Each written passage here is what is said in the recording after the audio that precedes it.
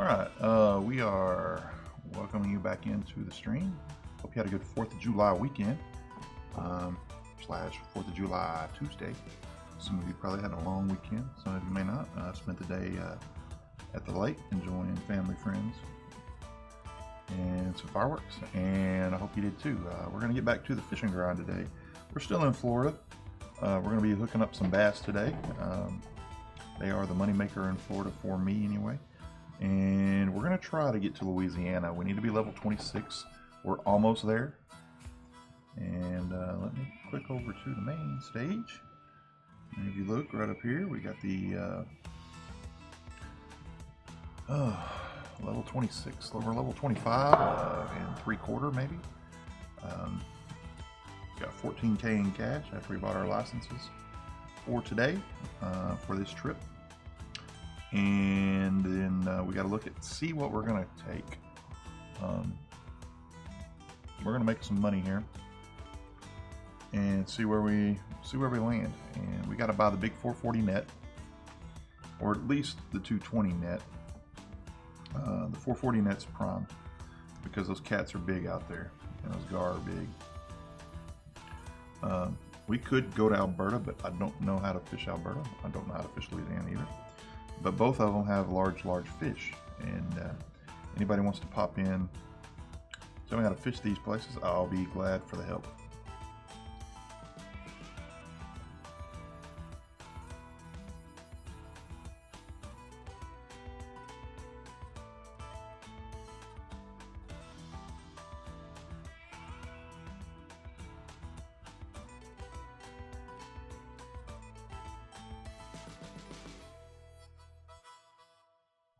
So that's the plan, is Florida till we get enough cash to buy the basket so we can move on to Alberta or Louisiana. We do have to level up one level for Louisiana, and we are almost there.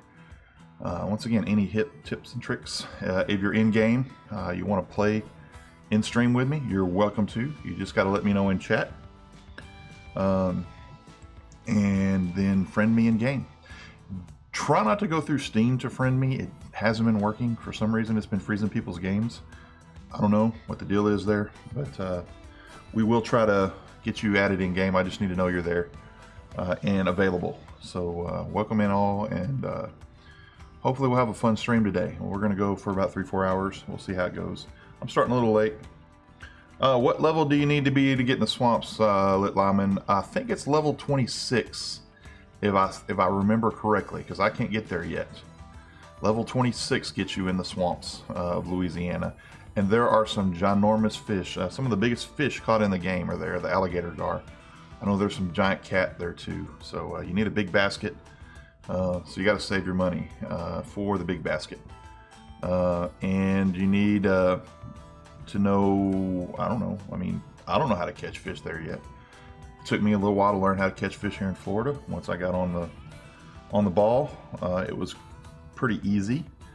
Once I learned the strategies, it's still a little RNG based for those of you that aren't used to this game. So you know, I think the historic still may be out there if you're fishing Florida. The historic, I believe it might be. Not sure if they're going to continue that holiday over. But I like to fish the infinite tunnels. You can get the peacock bass here, the peacock butterfly bass, and you can also catch the largemouth here, depending on what spot you fish. So that's what we're going to do. We're going to grind it out a little bit, and I say grind, I don't want to scare people off, but that's kind of what you do in this game. But it is an enjoyable, relaxing grind. It's not a stressful grind. It's not a Diablo or a Warcraft or it's not one of those grinds. It's a fun grind. You get to catch fish, and that's always cool. All right, I did come up earlier, and I was a little, unstable on my internet connection, so I got that fixed. Shouldn't have affected the quality. Hopefully, we'll be rolling along here soon. Let's see. I've got, like I said, not much to go to level 26. If I wanted to fish for level, if I wanted to grind the level, I'd probably go for snook, drum, but I'm catching a lot of bass, so I'm going to go that way. I'm going to go for the numbers over the big fish. I just haven't had a lot of consistency with it. Plus, we got a good day for bass fishing here. Early in the morning, it's got the double hump here. Late in the evening, I catch a lot of fish on these days. I've been catching them on the pumpkin colored bass jig, 1/2 ounce 4/0 hook, I believe, if I am correct. Let's look at my details here. I caught this in the VBO, the Virtual Bass. There's rod and reel in the VBO DLC for $9.99. I think it's still available on Steam. The braid is a .009 braid. It's a 10-pound. I guarantee you this is better than the 12-pound. You know, so the 12-pound mono. So my hook is a pumpkin bass jig, 1/2 ounce 4/0. I've only got a 2-rod case. I haven't bought the 3-rod case yet. Everybody's saying I need to. You know, I did upgrade my tackle box to bring more tackle with me, and I've got the fish cabin large, which, like I said, we're going to upgrade that. If we go to the shop and things out on site, they're always more expensive than they are on the global menu. So it's just like real life. When you go to the tackle store or the bait shop on the lake, it's going to cost you more. But they don't have as much of a selection here either when you go through here. So if I were to go to the keep nets, the medium is the 66-pound. You can't even buy the large here. You got to buy the large in the other ones. So it's one of those things, you know. I mean, I'm still missing my favorite crankbait. This guy right here. They say this guy works just as well. He's a 6 foot. But these two guys, if you got the bait coins and you want to blow them on something, they catch the hell out of some bass right here. This was my favorite one. Loved it, man. I loved it. It would work on a spinner, a bait caster, either one. Both of them are solid, but I had a lot of success, especially here in Florida. Hey, Turbo, how's it going, man? Welcome in, welcome in. That crank, yeah, the crawfish crank is awesome. It's really, I mean, gosh, I mean, that's all I've heard is it's awesome. But I've got a few more bait coins. Like I say, I lost it. I done a stupid. I bought some 12-pound mono instead of buying the braided or the braid, and screwed myself when I got hung up. I didn't even get hung up. I just got hit hard by a bass and it snapped my line. So toodles of that guy. 30 bait coins down the drain. And here we go. Let's head on out. I'm at the Infinite Tunnels. I'll try to keep the volume down when I scoot my chair around. I was listening to the playback the other night, and this chair makes a lot of noise on this floor. I got to do something about that. When we move to the studio room, hopefully that will change. Did I go to the wrong spot? I sure did. I went to the frickin' floating thicket. Right here's my spot. Right out there in the middle. Once again, we're trying to get up to level 26. We want to have enough cash to buy that bigger fish basket, so we can handle the bigger fish in Louisiana and Alberta if we choose to go there one day. So there are some big fish in Alberta.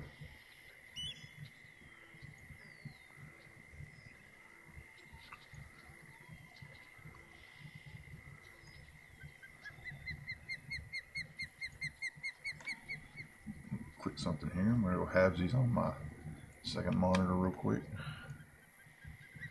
Oops.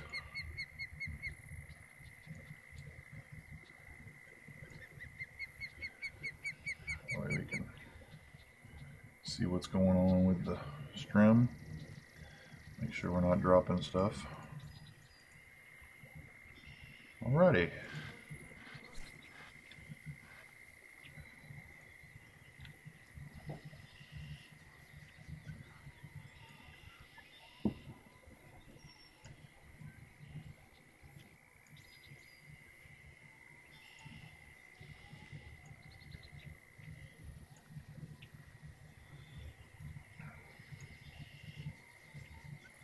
I've been having a lot of luck.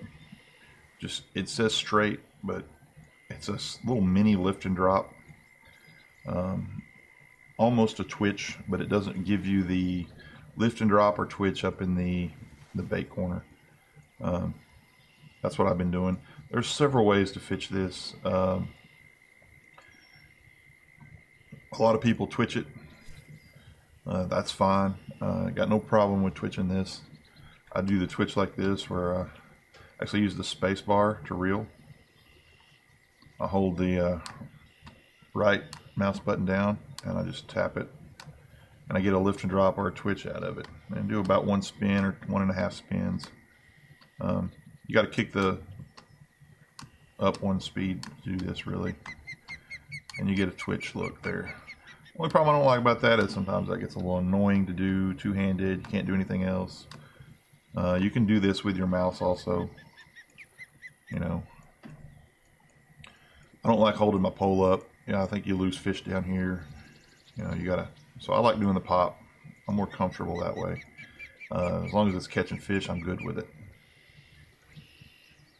It's gonna be a little slow right off the start. 5 a.m. to 6 is not super fast for the bass. You'll get a few bites. You'll get a few fish. It really kicks up around 6:30 to 7ish, and rolls out till about almost 8:30 to 9, in game time.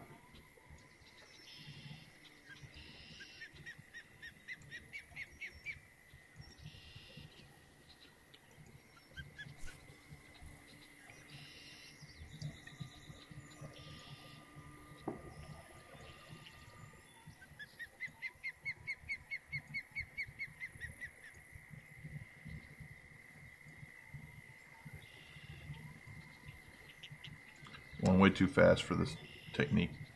Sometimes it'll go fast. Sometimes, when you got the crankbait out there, you can run that second speed, because it'll run right at 3 foot under the water. That's what it's designed to do. It'll run pretty fast, no matter what speed you're really pulling it at. They're made to run at a depth.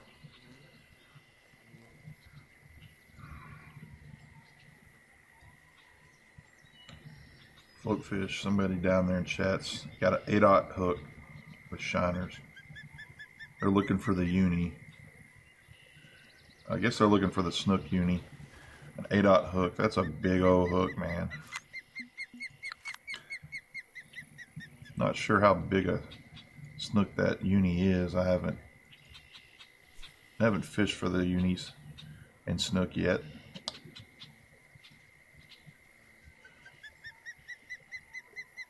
I've got 4 of the peacock unis in my bag so far. Not today, but in general.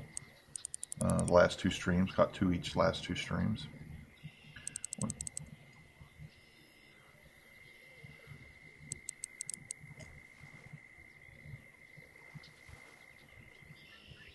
Some guy's got cats trying to eat his fish on stream. That's kind of crazy. I don't have a cat. I'm not a cat person. Had a bad experience with one when I was a kid. We had to have a cat. I lived out in the country. And you kept cats around, a couple to keep the rodents away. And I was eating a piece of chicken. We had a shop, and my granddad built race cars, like dirt track cars. And so there was always a race car in the shop that my granddad built, and I'd play in them, man. It was a cool thing to play in when you're 4 years old. So I'm up in the race car, and it's got no windows in it, of course, just hanging out the window eating my fried chicken. And there's a cat right below me outside on the patio, or the ground, the slab, not the patio. So I'm teasing the cat, and well, the cat won. He jumped up, tried to bite the chicken, and bit my finger. And so I haven't been a cat person ever since. That's what I get for teasing the cat. We have a dog here. Her name's Harley, female black lab, but it's more my son's. I'm not really an animal person. When I was growing up, we had a Dachshund, a wiener dog, and this thing used my room as the scratching, the post, as the peeing place when we weren't home. I don't know, just lifelong experiences. But Harley's a good dog. Take care of her. She's all right.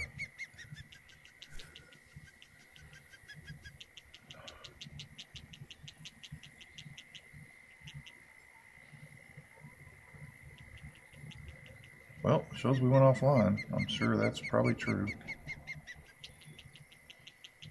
Damn internet connection. Still on in game. I guess we lost connection for a little bit. That's sorry about that. Our Twitch went off. It showed we went offline. Everybody else showed we were online. Don't know what that's about. Could be Twitch issues. Twitch has been funny. I mean, lately, I'm not big on the viewer count, but you'll look up and glance, and you'll see about 5 people in. I don't know. And there'll be 1 viewer in the thing, and you're like, what the heck? I don't know. Just the way they count differently, I guess. Get a little red there. I'm wondering if Onkbot ain't pulling too much. It might be the reason. And we haven't dropped frames since I switched over. It could be laggy a little bit, or when it goes yellow to red in there, but I like Onkbot, what it can do for me as far as a streamer goes. It may be a little too much for me to be running on this system setup. It's not really set up to stream. If I had a capture card, I'd probably run off of my laptop stream. I'd probably actually stream it off the laptop and through a capture card and play the games and such on my PC. But that laptop's an i7.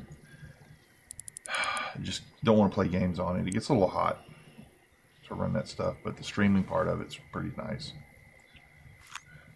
I hit a historic right there. There you go. I'll be there. Yeah, there's a historic. 5.2 pounds. Not a big historic, you know. It's pretty good. If I'm doing the money grind, that's not bad. Oh, let's see.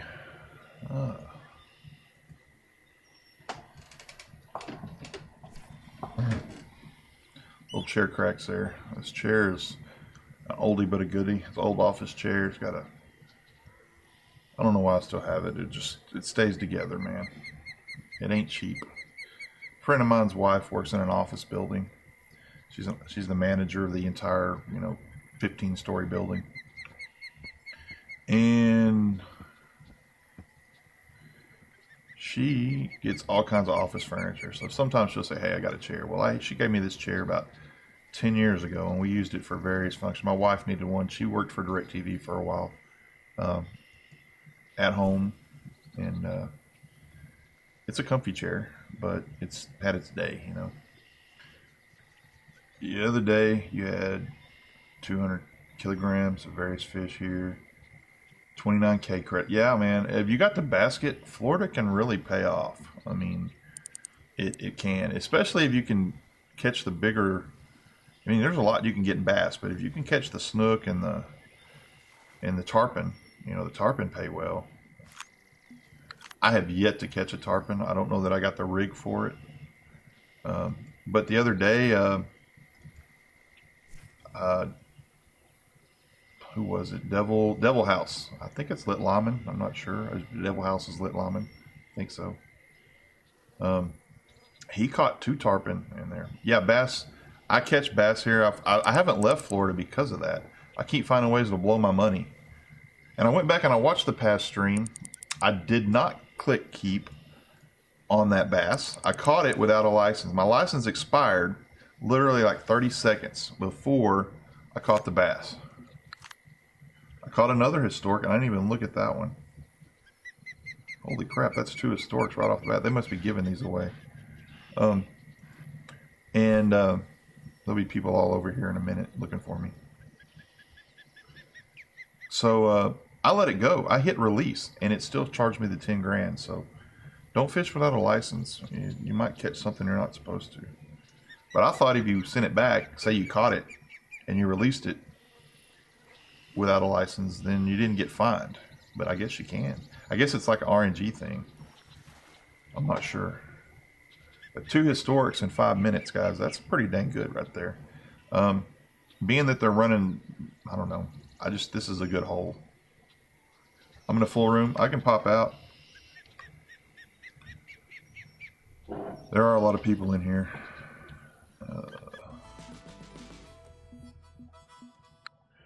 Here we go. Popping in your room now.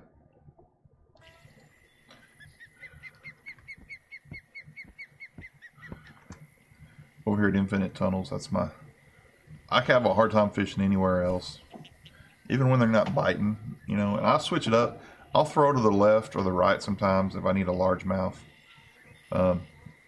These peacock, they're just, I'm just consistently catching the peacock, you know. It's cool. I mean, I like it.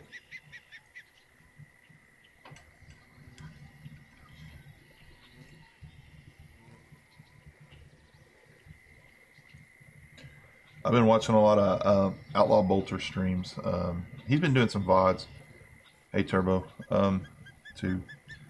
And he's been fishing the VODs. He's been fishing for the muskie for a lot of Michigan stuff.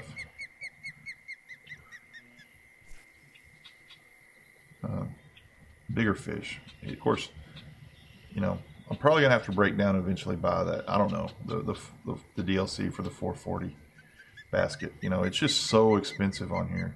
Stuff is ginormous. I mean, you really want to save your in-game money for the license and the travel.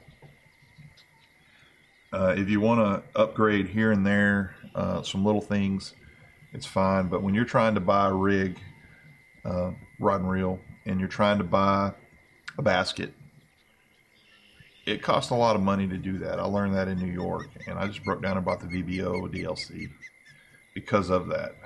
And it was $9.99. It wasn't expensive. I looked at that spring cat. I'll probably end up with it pretty soon. But I got to wait for the funds to come in a little bit to, like, you know, my wife getting paid, me getting paid. And I might hop over to the Delta here in a second. I'm having pretty good luck with the historics over here, though. So I'm getting $600 and $700 fish, bass over here. But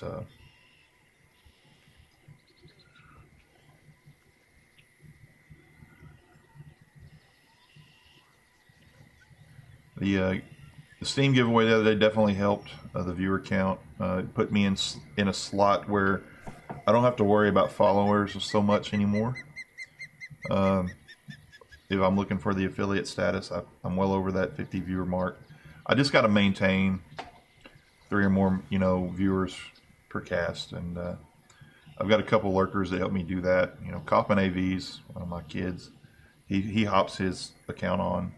He pops in every now and then and says stuff in stream, but he's a lurker. Pack Boot, he's another guy that's a friend of mine. He's a lurker too. He just pops on to help me keep that viewer count there. But they'll pop in occasionally. But you guys like Turbo, and I know that Lyman was in earlier. That's helping me keep that viewer count up there. And maybe we'll get affiliate before long. It's just a little notch in the belt. So when I go back to school in the fall, in August, September, I'll be able to tell my students, hey, if you do it the right way, you got a community built around you, people to help you. It's getting a little laggy here, I'm sure. Internet connection's kind of sucking right now. Should get back up.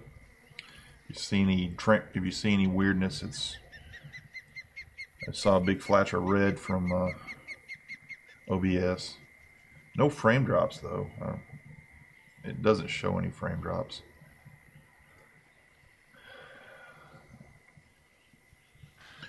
That's one of the problems. I'm in a rural area, so I'm using a wireless Verizon Unlimited.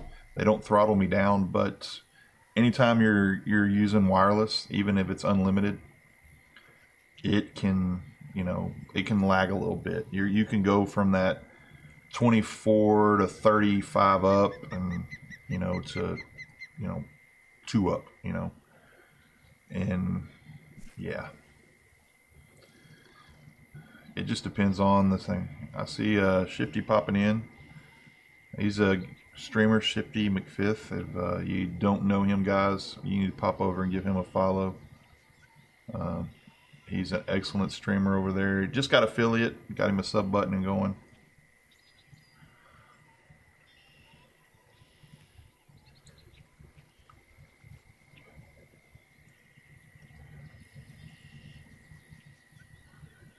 I get a lot of tips off Shifty. I host him when I can. Got him in the auto host rotation. I never know who I'm hosting sometimes till I log on. I got a couple of bigger streamers that I'm part of their communities that I host. But I put the smaller streamers above them in the rotation. Guys that are affiliates or not even affiliates. I don't want them guys to get seen if somebody comes up. Yeah, Shifty, no, a couple of your viewers that came over and helped me out, so trying to give the love back.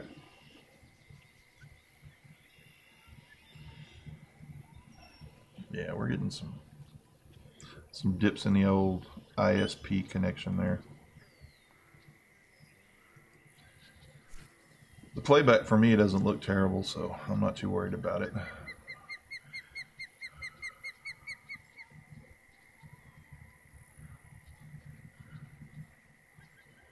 I said we're trying to put together a little money. We're really trying to get to level 26 so we can bump up to Louisiana and catch those big fish. Welcome, tributes. We welcome you. Thank you, Turbo. That's looking good on your end. Thanks, Shifty, for the feedback there. The little red dot over here in OBS scares me sometimes, but after playing with my settings, it doesn't. And I watch the playbacks, it seems to be all right. So, but Turbo gave me the host there. Thank you, Turbo. Turbo Rocky's another occasional caster. I've caught him on a few times. Avid Fishing Planet player. He hops in the rooms. He's in room with me right now. I've caught a lot of good tips from him. And as far as the moving up the charts and what to catch. And he caught him a historic there, 5.15. That's the third historic in this session. I caught two earlier, like within 5 minutes. I hit this spot. That's Turbo just hit one. So when they opened up the historic season, they were not being caught. I'm wondering if the devs didn't put it on a grade where as it got closer to the end of the season, you could catch more. Which I don't know if I like that. I kind of like the historic to be RNG, the same at the start as the same at the end, and it kind of makes it to where it's a thing. I've caught 6 now, historic butterfly peacocks, and I fish maybe 4 or 6 hours a stream, so depending on the stream, and. So, but they come in clusters too. They're not spread out. They come I'll catch 1 or 2 in a 5-10 minute period. So they're evidently schooling a little bit. And that's okay. That's what happens when I'm crappie fishing and I catch a 1.5, 2 pounder, I catch 3 or 4 in about a 10-minute period. Oh, we got Anglin in here. Welcome to the room, Anglin.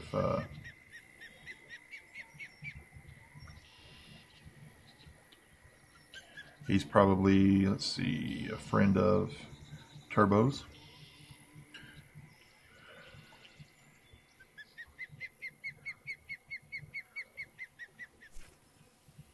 So I just hit this spot. It's kind of a grind. If I want to change it up, I go left, I go right. If I really want to change it up, I go over to the boat docks. But I may, we got a little issue now with my feedback. It fixed itself. So he's been catching bass over there. What are you fishing on, Turbo, over there to catch that variety of fish from? Are you on crankbait? Because I can't do crankbait. My moronic self lost my crankbait. I still need 7 bait coins to get it back.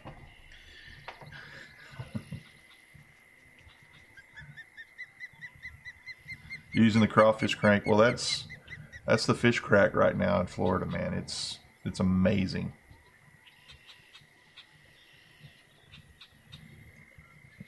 That right there, if you get you a DLC that has those cranks in it, guys, I mean, that's worth it, you know. I mean, when you're looking at DLCs, a lot of people look at the license, they look at the places you can fish. Some of them look at the rigs, the rods, the reels. Look at the crankbait. Look at the bait coin gear you get, that premier gear, that it takes you so long in game to earn bait coins. Sure, you can buy bait coins. You can go on and you can buy the bait coins. But if you're going to be looking at DLC for gear, make sure you're checking out that it's got some of that crankbait in there, because that crankbait is what the fish are biting on right now in game. It's what the devs want you to kind of push for. That's how the devs make money too. I mean, it's a free to play game, and they want you to buy the things that make it just a little easier. But like I said, even though it's free to play, it's not free to win. I mean, it's not play to win, you know, or pay to win, whatever you want to call it. Pay to win. Get it out here in a second. You can enjoy this game on the free version without premium access, without, you know, blowing money on DLCs or bait coins or anything like that. First week I played it, I didn't upgrade to premium. I fished Texas and Missouri without ever paying for premium access. When I got to New York, I decided I wanted to go a day's premium access, and I did, because I wanted those walleye and pike and pickerel to be worth more so that I could get to Florida. And now I just depends on what mood I'm in. If I'm grinding something and I need, like today, I need some cash. So I pop on, I get the 3-day premium for $2. And that's what I do. I don't buy any more than the 3-day premium right now. And when you buy the DLCs, a lot of times you get like 7 days premium, or, you know, 5 days premium, whatever it is in the DLC.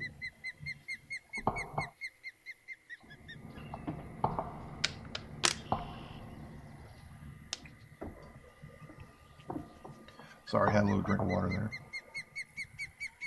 So, let's see. Turbo, what if I'm going to Louisiana, and Shifty, if you're still in here, I think you are. I'm going to Louisiana. What would you suggest I fish for first?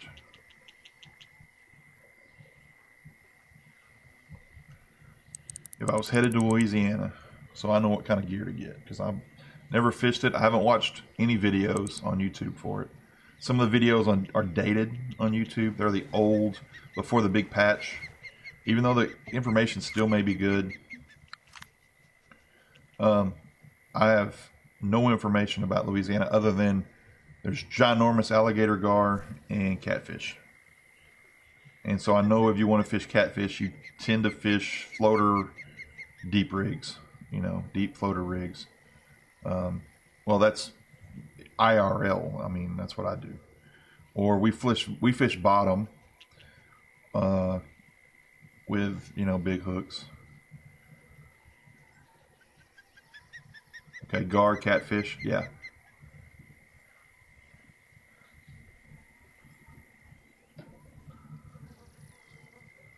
All right, the uni flathead. Okay, so I'm looking for catfish rigs, yeah. Which I'm fine with that. I don't mind floater fishing. Floater fishing is, to me, it's easier, even though if you're ADD, it kind of gets a little boring on, you know, because you're watching the thing. But as I'm sure as the game progresses, it gets a little tougher to float fish. Can't crankbait for the flathead. Okay. I am going to reinvest in some crankbait, so that's what my bait coins are going to. And I'm probably going to do the DLC before I start it. And just because I need that basket. And I don't know. I want to save my money for licensing, and I want to save my in-game money for licensing and travel. I don't mind the DLC. I don't mind supporting the game now. It's not a, I don't think it's a money grab on their part. I think that the devs need to be rewarded for making an awesome game. Now, some of the DLC I think is overpriced, in my opinion, for what you get. You know, there's some $50 DLC out there that I'm like, why? You know, crawfish for the gar, shiners for the blue. Okay, that's cool. I can do that. Yeah. That's not much different than what I fish here when I do cat. We don't do shiners. We do medium-sized minnow, or we do stink bait. Stink bait is incredible. We do night fishing, where we go out. When I was a kid, and Mr. Mac, he was my cousin's granddad, not my granddad, but my cousin's granddad. He had a lake cabin, and my granddad would take me there. And it was like two granddads, and one was a cat fisherman and one was a crappie fisherman. The amount of knowledge those two men had about the lake fishing was incredible. I wish I'd had a video recorder or audio recorder, but I was too young to know what I was missing out on. But Mr. Mac made his own stink bait, and it was in an old paint can, like a 1 gallon paint can, and it looked like yellow mud with fish heads. It was ground up minnows, perch. God, it smelled awful. But you would throw that stink bait on there, and you had to wear gloves. He had these plastic gloves in the boat, those little food service gloves. Because if you got it on your hands, you smelled like freaking stink bait for 3 days. But you'd ball up some of that stink bait on that big hook, and it was usually a treble hook. And you would fish, you would cast out. It was a big bait caster, and you had a pretty good size sinker on it. Are you ready? Hello. Jenny Text Girl, thank you for the follow. Thank you for the follow. Welcome to the stream. Welcome to the pack. I'm glad you followed. We do a little fishing stream here. We got a couple of other full-time Fishing Planet members in here, and Shifty and Turbo. Glad you followed. But those two guys, we'd fish that crankbait and, or not crankbait, that stink bait. And we'd go out at like 11 p.m. We would fish bottom, and literally there was no bobber fishing because it was night fishing. And you would feel that line tension, it'd bend over, that line would bend, and you'd fight it. You was going to catch about a 10 to 20 pound cat on it, sometimes bigger. Just started game a few weeks ago, very informative stream. Hey, anything I've learned from the other guys in the game. I started this a couple weeks ago too. I've actually had the game for 2 years. I played it. I didn't really get into it. And then when I came back to it, because I was looking for a casual game to stream, and this is a casual, relaxing game. They can get very intense sometimes. Then guys like Turbo Rocky, Shifty, McFifth, they're in here. The other guys that stream, I think Outlaw streaming now, Outlaw Bolton. I'll go give him a follow. Say hi from Old Coyote. These guys, I get my information from them. There's a couple of my mods that aren't in here right now. Beast Boy and Beastie. They've given me some great tips. I'm surprised Beastie's not in here. Beastie's not in here. He might be fishing IRL. He said he was going to go. But I did a little fishing IRL yesterday at a lake outside of Bowie, Texas. Some say Bowie. In that area, they say Bowie. It is named for Jim Bowie. We say Jim Bowie down here. Some people say Bowie, but we say Bowie. And it's a lake that I grew up on fishing with an uncle and my granddad and such, and learned a lot about it, and love going down there for the day. But I'm glad you came in. I'm glad you're learning, and I think it's a informative stream. But the knowledge I got a little bit from YouTube when I first started, but as I got in game and I started joining people, I realized the community around this game is so freaking positive. They're so helpful. And I've still yet to meet a troll in the Fishing Planet community that's coming to my stream. And I've yet to meet somebody who's like, no, you can't do this. You can't do that. Don't come fish by me. Don't come do what I'm doing. If you ask, these people help you. The people playing the game want to help each other. When you see somebody catching historics, I don't think I've ever seen anybody not willing to help you catch historics. Yeah, the in-game chat, those people are there. Just they like to help each other, you know. I have yet to enter a competition or a tournament. I tried to enter a competition. I jacked it up sometimes. I don't know how I did it.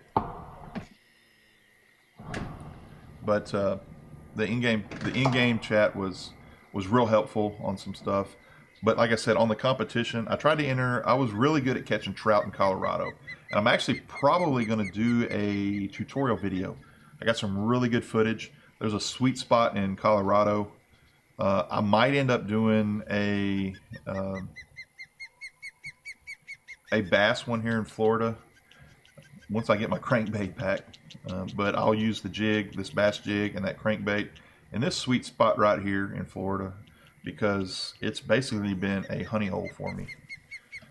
Once again, this is about the grind for me right now. The fun of Florida is kind of, oh well, I've caught the fish. I haven't caught them all. I haven't caught a tarpon, and there's some unis I haven't caught.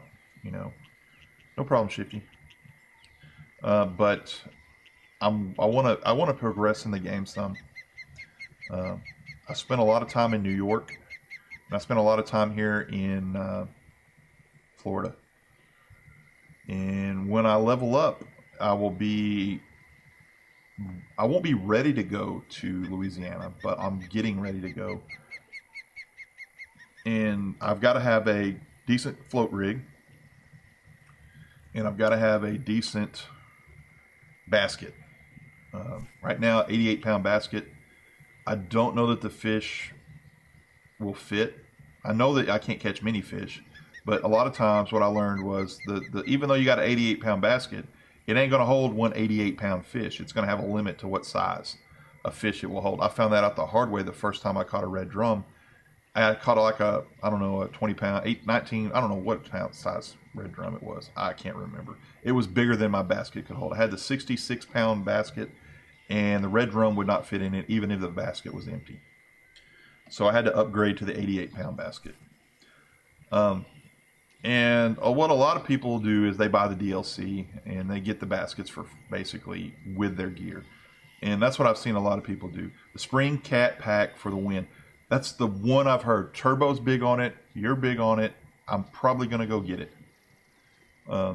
That's the one I'm going to need for Louisiana, because it's got the 440 in it, the 440 basket. And it's got everything you need to catch the cats and the big fish. And you know, when you're fishing cat in Texas, you're probably going to snag some gar too.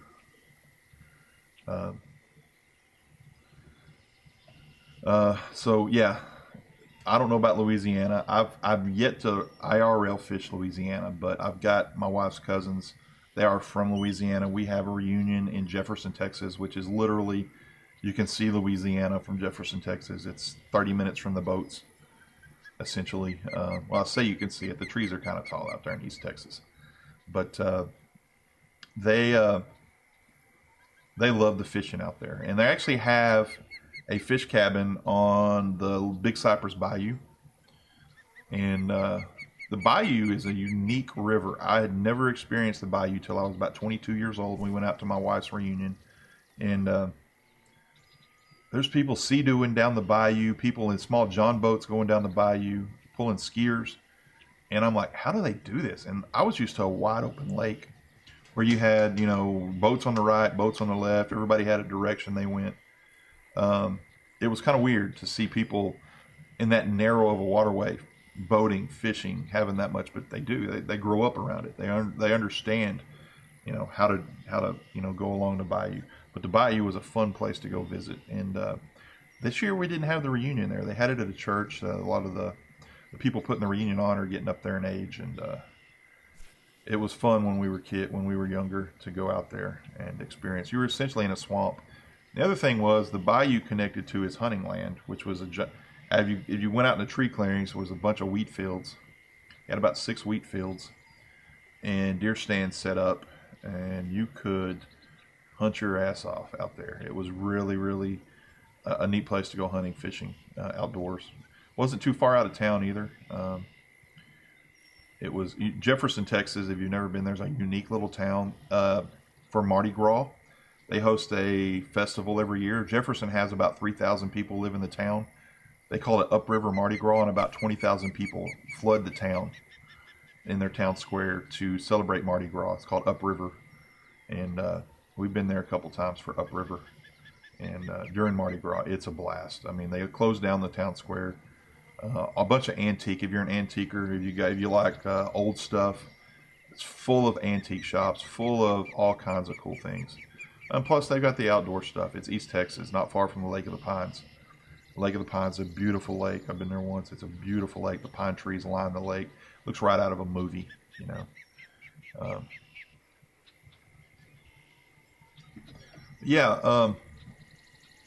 Spring cat package. It's probably what I'm going to head for. I've got a text message over there.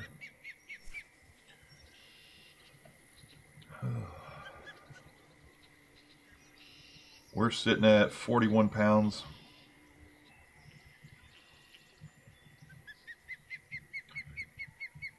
Somebody's fishing the event. Anglin' Rob down there in chat is fishing the event. I looked at that event, or looked into it. I couldn't understand what I was supposed to. I guess you just catch the peacock. Maybe. I don't know. That would have been a good one to know like 2 days ago. Because I've caught 6 historic peacocks since then, you know. There's probably people that caught 50 historic peacocks. Who knows? They could fish the game 24/7. There are a lot of people that just live in this game. It's a beautiful game. It does, if you have a lower end PC, an i3, a laptop, lower end AMD processor, it does put a pressure on your CPU. Almost had free fish there. But i5s are better, handle it fairly well. Only flip I had to make with I have an i5. It's not really set up for a lot of things. That's why I want to throw my laptop into the streaming mess when I get the capture card. But the i5 and OBS sometimes don't like each other. So I had to do a little switch around where I made an OBS a priority over the game. That sucks. I know, Turbo. You had that the other day. And I think, what was it, one day about 2 weeks ago, everybody had that lag. I had to shut my stream down because of it, because we couldn't catch fish.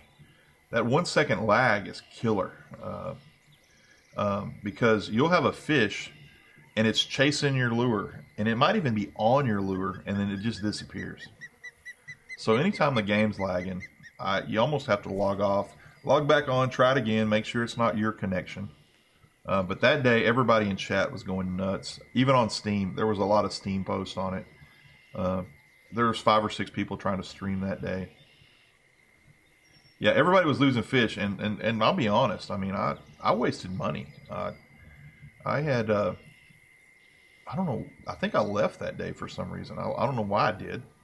I should have stayed in Florida, but it cost me about $8 grand because my dumb ass left. I think I left and tried Texas to see if it was just, you know, maybe a map thing. And I got to Texas and it was the same thing. And then I'm like, well, I'm out $8 grand, you know, but back then 8 grand was, now 8 grand's one day's fishing for me, you know, so then it wasn't. I didn't have the crankbait yet or the pumpkin. I didn't, you know.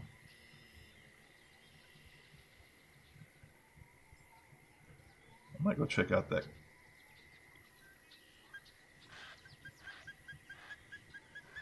Yeah, even in the private rooms, because I think we may have even joined a private room just to see.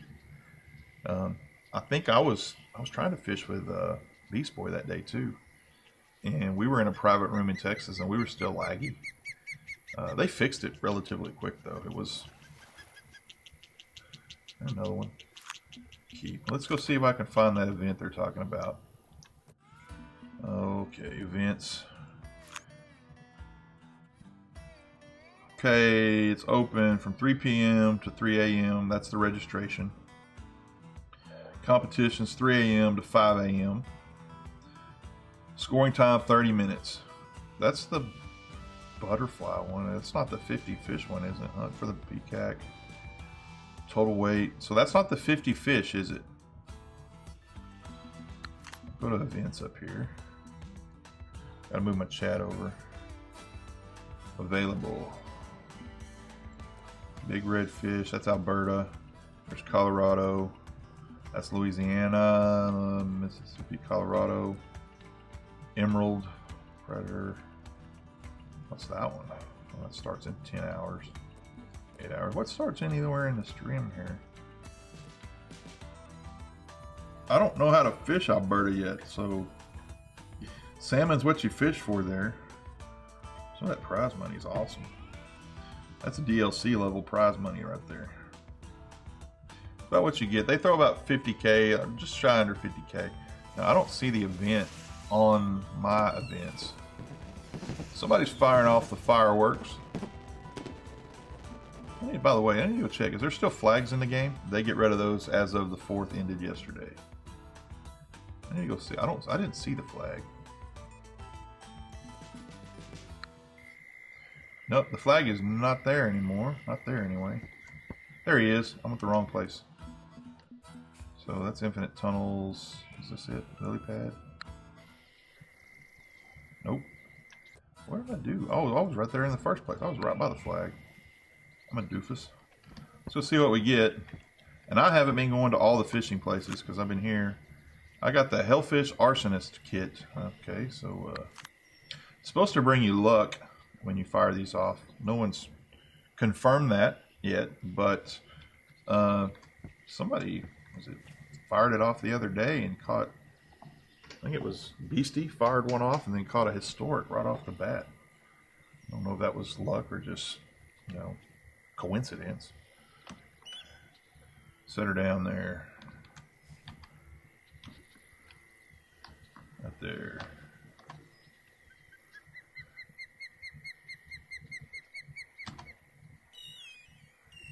Yay. Got some screenshots today. Yeah, some people have been getting some nice... Okay, so you didn't catch anything the other day after firing off 3 or 4 boxes, so you just scared the hell out the fish. There's Angling Rob. What's up, Angling Rob? Hope he has the body off, because if not, I'm right in his face. So yeah, I'm just fishing on peacock here. It's not exciting, you'd say. It's more relaxing, chill. But you can also, I'll fish the other 2 holes here. You can fish the boat area too and catch some nice fish, both peacock and largemouth. Somebody got PO'd the other day when somebody was firing off. I was in a random room and the guys fired off like 3 fireworks in a row. Somebody in game chat was just complaining about it, and I was like, what the heck? It's not that big a deal. I mean, it's not like it scares the fish, I guess. I don't know. But I guess he was being trolly about it, or he wasn't, in my opinion. He just kind of laughed when the guy complained about it in chat. That's part of the game, and they're giving it to you to play with, so play with it, I mean, don't be a Scrooge about it. Okay. You can fish a little bit here. You can catch some largemouth bass over here. I don't see any little dips, any little, see over here in the right hand part of my screen, you see the little splash ring. You see those little splash rings, you kind of know that's where they're more active. It doesn't guarantee a bite, but it might improve your chances of hitting them. But sometimes you can confuse it. You'll look to the right and you'll say, hey, I see a splash ring. And it's somebody casting over there, or fish jumping out of water when somebody's bringing one in. So yeah, just know that those little splash rings, that is fish activity usually. You can also fish. I'm going to try to stay out of his way in case he doesn't have. I didn't think it did either. But hey, you can also fish right out here in these reeds, right off the edge. There's a largemouth peacock, but hey, it's one of those I don't know, what do you call them? Urban legends. Some people have fired them off and went out and caught a historic right off the bat. So they say it just because.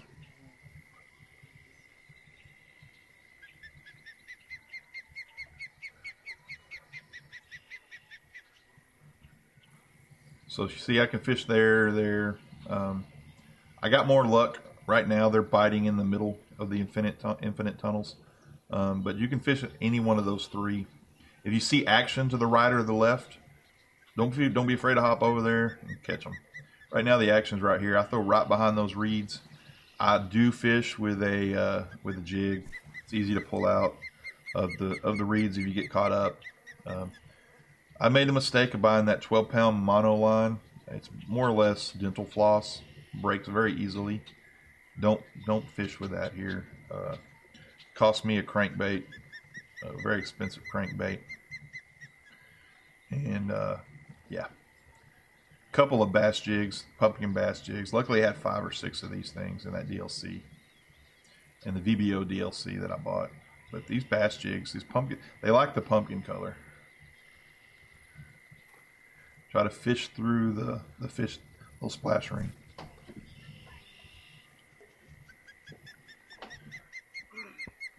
Sorry about that if you got that on string. I had to clear my throat a little bit.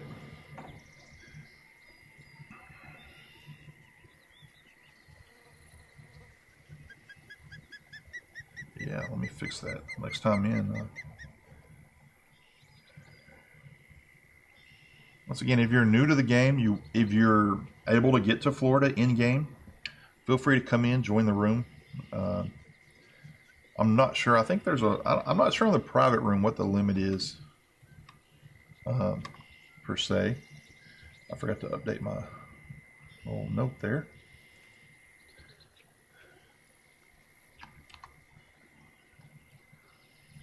Back on schedule now. But feel free to friend one of us in game and join us. I don't mind backing up and showing your fishing skills on stream. Sometimes I have to walk away from the computer, take care of some stuff. I'm in a pretty busy area, but it's a little calmer today than it was a couple days ago. We had the Lexi come visit us a bunch the other day, and she's a hoot. She's a riot. She's very, very outgoing personality for an 8-year-old. And she came in and was trying to give away cars and hot tubs and all kinds of stuff. Turbos was liking the giveaway she was announcing.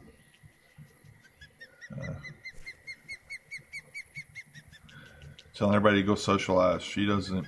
She thinks you should socialize. So her teachers are telling her that you shouldn't stay on a computer all day. You should socialize. So here I am on a computer for 4 to 6 hours, and she's telling me I should socialize. Yes, she is responsible for the prices on the next giveaway. So, but the next giveaway is probably going to be one when I can afford it, which it's not going to be out of my range. But if we do get any kind of affiliate status, that's kind of what I was thinking. I put the 100 follower goal up there. That is just, I don't know if that's really a goal for me. It'd be nice, but I'm not worried too much about followers anymore. It was a little bit of a issue because if you want to even qualify for affiliate, you got to have the 50 follows. So getting to the 50 follows was a really cool deal. A lot of you guys helped spread the word, hosting, and I haven't seen any of those accounts disappear. I know there were probably a lot of dummy accounts that were trying to get multiple entries. The next giveaway will require you to sit and stream a little bit and earn bones, and you can type !bones. You get 10 for following. You get 2 for every, I believe, 5 minutes you're in stream. When I leave Ankbot up and running, which is we're pretty regularly off stream, you get 2 for every 15 minutes when I'm not streaming. If you do things like chat, if you're active in chat, Turbo's got some more bones than normal. He's a mod, so we had a mod thing going when we first did it. I had 500 bones set for mods, and I didn't realize that was giving 500 bones out for every 5 minutes. So yeah, nobody earns that as much as the mods do, but we do cap. So say like this last time we capped it at 10 bones for the giveaways. So everybody that followed could enter. In the next giveaway, we'll probably cap it at 100 or 1,000, depending on how long it is. So that way you can't just create a fake account, hop in, and make 5 or 6 fake accounts if you got 5 or 6 devices. Some people can do that off of their PCs. I don't know how they do that, but they do, and win it by just sheer numbers of entries. But you don't have to necessarily have 1,000. You're ranked Coyote Ugly. Yeah, I was bored the other night. I was making ranks, and yeah, there's pack member, and then there's ranked Coyote Ugly. Yeah.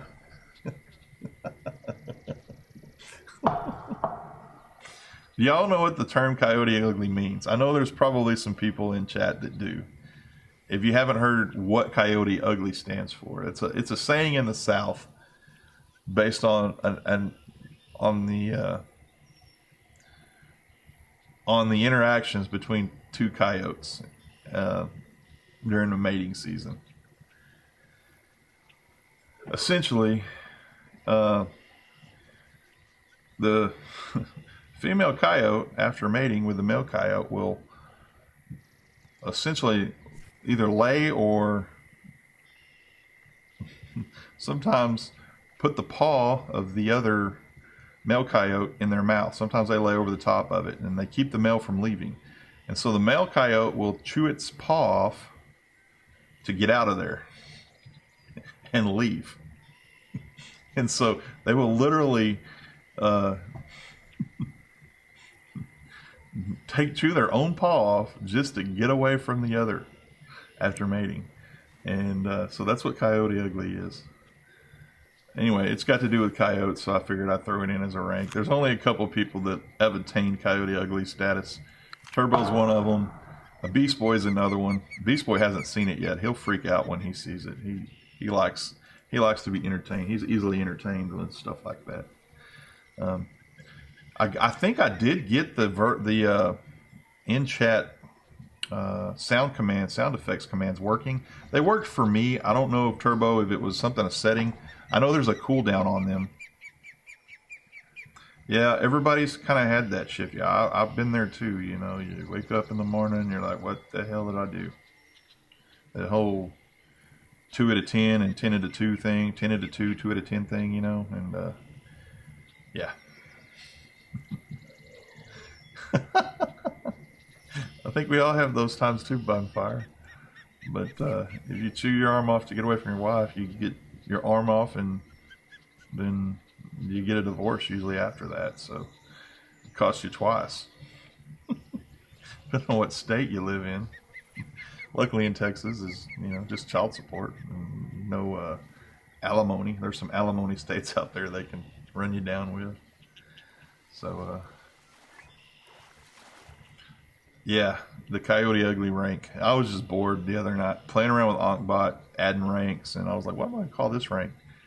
I'm like, Coyote Ugly. I'll come up with some other ranks because people will start attaining points. We'll have some games where you can, there are some chat games right now. They're set relatively low on the point scale, like 100 or so. But like I said, if you're active in chat, you get a bonus. If you're following, if we ever get affiliate status, you sub, you get a bonus. The followers get more than the you don't get bones until you start following, I think, but until you become a regular. I think you can become a regular without following, according to Ankbot. So but I put the followers above the regulars. Anybody that when the sub comes, I can't get it out. The sub button comes, will get a definite bigger bonus for subbing. probably like, 10 bones or 20 bones for every 5 minutes. I want to make it worth your while. And there'll be times when I do a ticket drawing where there's not a cap. Yeah, well, you could use either account, Bugfire, either account you're on. And if you had 2 devices, I don't care if you're using both accounts in a giveaway. That's what you can, if you can pull that off. It doesn't bother me one bit. I don't consider that a hack or anything. I have some dummy accounts that we use for other things and other channels. And just because, some days you want to be a troll and you want to go troll people. And you don't want to do it with your streamer account, because then they'll come yell at you or get you banned for something. Dizzy, he has sub Saturdays. You have only one account, Turbo, and then there's ... So, yeah, the ... dots make me suspect that that there could be some evil Turbo running around out there. You should make evil Turbo Rocky. Just go in and make fun of what people are fishing. Tell them completely opposite information from what it's in.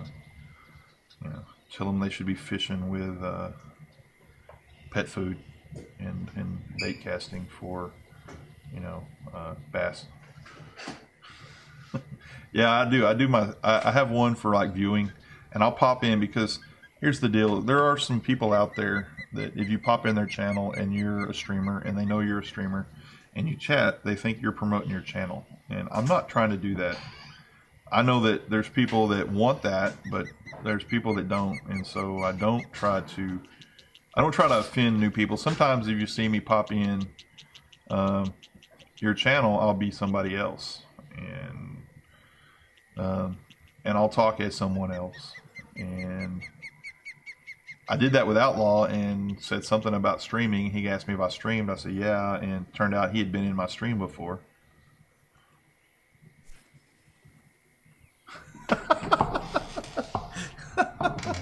Turbo, that's great, man. That's awesome.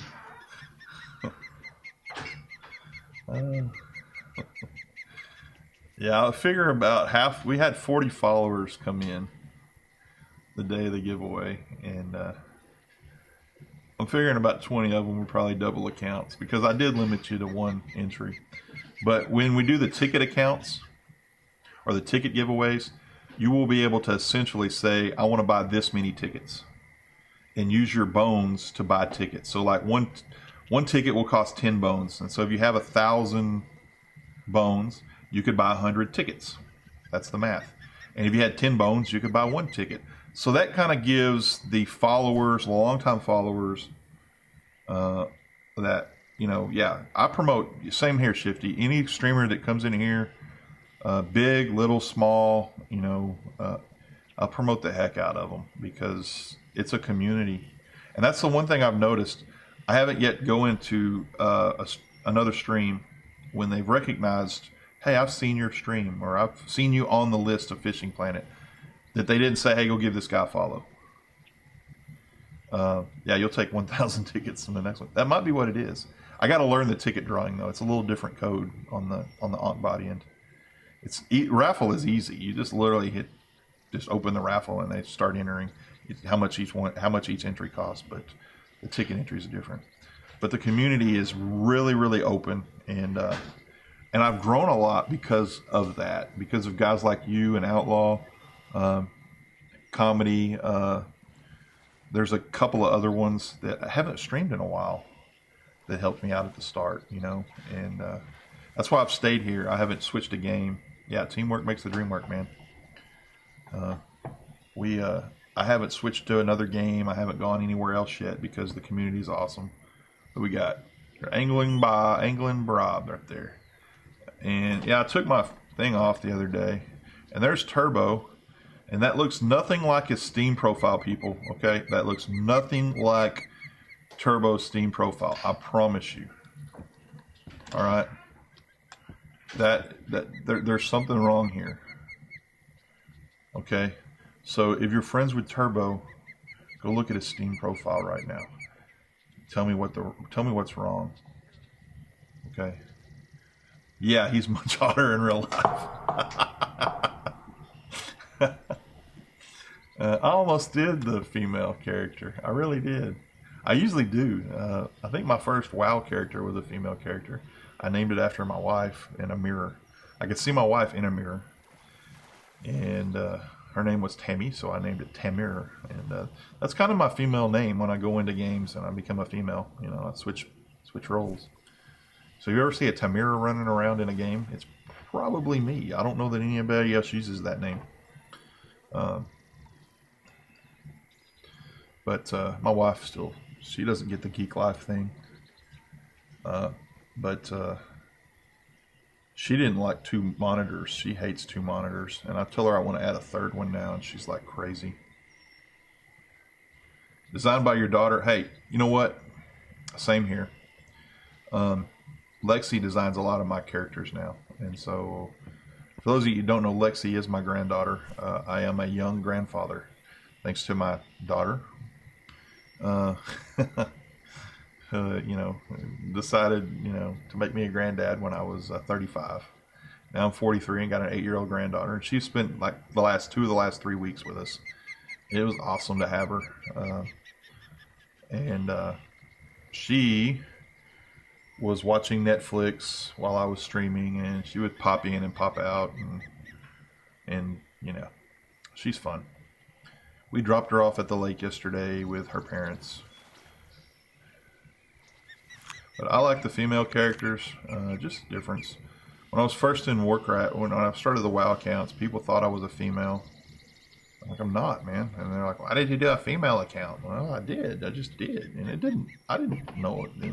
But in WoW, there's a whole different aspect to running a female character. There's some creeps out there that stalk you when you're a female character. And they find out you're a female. You know, yeah. I got away from those people. I joined a pretty cool guild. I was in WoW. I still am, technically. I haven't played it in a few months, but some of the changes in the game are weird. It's not something I would ever stream. I don't know that the WoW streams are great. Plus, they're hard to compete with the thousands of people that are streaming it, you know.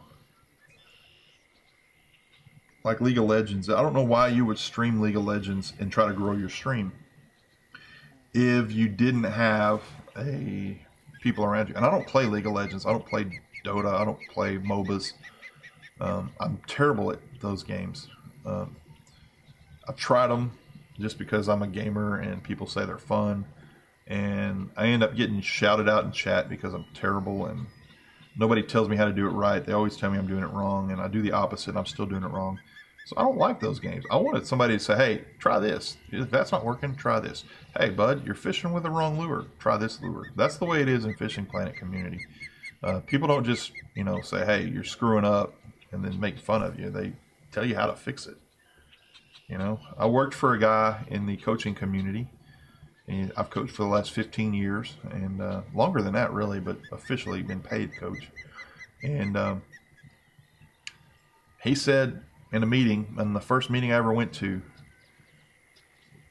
the one coach identified this as a problem. Freshmen not showing up for practice. They're skipping practice, coach. And he goes, well, what are we going to do about it? And he goes, I don't know. And the old coach said, don't bring a problem to the table if you don't try to bring one solution with you. So everybody in that room had to bring a solution when we brought a problem. Now that solution may not have been working one, but it definitely stimulated the conversation.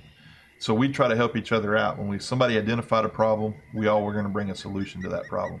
And we picked the best solution in the room at that time. And we might go a day and say that's not the best solution. You know, but in Fishing Planet, it's a lot like that. When people identify a problem, they try to help you out. They don't just try to troll you and shut you down. You know, it's a pretty cool atmosphere to work in. Now, it was pretty intense. That coach was an old school coach, and we worked a lot of hours and took away from a lot of the family. I could not do this and still work for him. He's now an athletic director. He's over a big school, and he's a great man. He's a good man, and he's taken care of me in some ways. But he was one of those. He definitely drove you to be a better person, a better man, better family person, you know, and he held high standards, and so all of the positives were balanced by he demanded your time. It was not a hobby. If you were a coach, you were there to more or less earn your doctorate degree in coaching under him. You know, that's how intense he was. So I use things like fishing and gaming to blow off steam, you know, and that's what I did. If you don't, you get high blood pressure and you get stressed out and you get migraines, and I suffered through a bunch of those during that period, but I got over it. And now I don't coach anymore. I deal with students who want to learn how to film, who want to learn how to edit, and who want to learn how to stream. I know how to film. I've made short films. I've made documentaries. Nothing, you know, famous, just stuff on, you know, that stuff on YouTube and stuff. And I've taught my kids how to do these things, and I'm a pretty decent editor. I work on the side when some people need help editing. I help them. Odd jobs, things like that. A little bit of graphic design. I'm not a graphic artist. I can't create content. I'm pretty good with designing things, though. I did the layout here. The Coyotes clip art. The skyline of Dallas is a picture of Dallas in Creative Commons that I turned to black. It's an actual photo, and I turned it black. I made the little Fishing Planet GIF and the text and all that. Mirrored text is my thing. I love doing it. The little red mirrored, you know, kind of like horizon view on halfway up, you know. I do all that, but streaming is new to me. Even though I've been a part of the Twitch community in some fashion for 4 years as watching, a viewer, a subscriber to some channels. I've been a steady subscriber to Dizzy Disaster for almost 3 years now. I'm actually a third tier subscriber to him now. I support what he does. I think he's a great guy. If you haven't had the chance to go to his community, he streams Eastern time, 7 to 11 p.m. And he's just a fun guy to watch. He's got that it factor on streaming. I also have supported Hunter Wild. Hunter Wild's a great streamer. They're both variety streamers. They're not typical. And Dizzy, this game it would interest him for a little while, but he kind of looks for more exciting things, and so I don't know how long he would stream a game like this. He actually made his kind of thing in Terraria, and yeah, somebody caught an 18-pound tarpon. That's Harvey. Hey, how you doing? I think he's in chat. I forget which one you are in chat, Harvey. Hey, welcome, Fagwent. Fagwent's in chat, guys. The bots have arrived. I watch a streamer called JT Icon, or Icon JT. Oh, it's Lit Lyman. That's right, Lit Lyman's. There you go. I forget. That was a great fish, man. What are you catching the tarpon on? And I'm assuming it's a floater rig. I haven't caught one yet. I need to go catch one. I don't know if I have the set. I have a float set up. I might have it I think I have it with me. Or I may have just bought, I don't know if I brought the casting setups. Caster spoon, okay. Were you fishing into the sunlight? That's what everybody's told me. You fish into the sun. Out, you just look into the sun on the delta and throw it out there and get blinded. So that's why I stream. I'm not doing this to be, a full-time streamer or anything. I've got a class. Okay.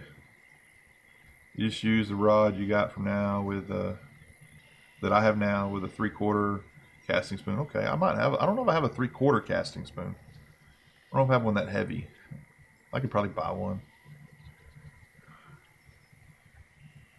Yeah, I haven't caught a tarpon yet. I haven't caught any unis other than the butterfly, peacock. I've caught a couple trophy snooks, I believe. Maybe one or two. Yeah, you can get it off the marketplace. Is it a Bitcoin purchase or is it a in-game money purchase? This is stuff you learn, guys. This is stuff I learned. You know, little tips and tricks, you know. The only thing I figured out was this bass jig works when you lose your freaking crankbait. In-game money, okay. 3/4 casting spoon. Is there a certain, which color did you use? You might have put that up there. Color's a big deal to me because I don't want to buy the wrong color.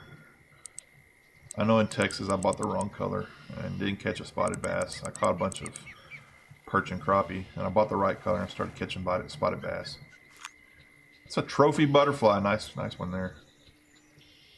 Look at Jay Gooney with a 7-pound trophy. Oh, that's nice.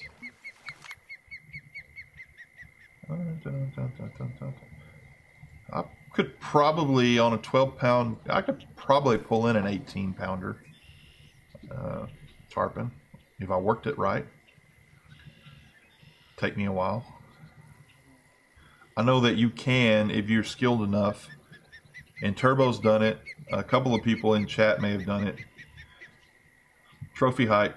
Hey, I'm working on that, man. I like the fish thing. I'm working on an icon, and I might put it in. I submitted it to the BTTV ones. I got the head of the butterfly peacock bass. I might pull it up on stream as a emote. I want to put that in as an emote, and I don't think they've approved it yet on Better Twitch TV. Let me check and see real quick. I haven't looked at my email for. If you ever want to email me, it's oldcoyotetv@gmail.com. But I haven't checked that email account yet this morning, and I should have, because that's, you know.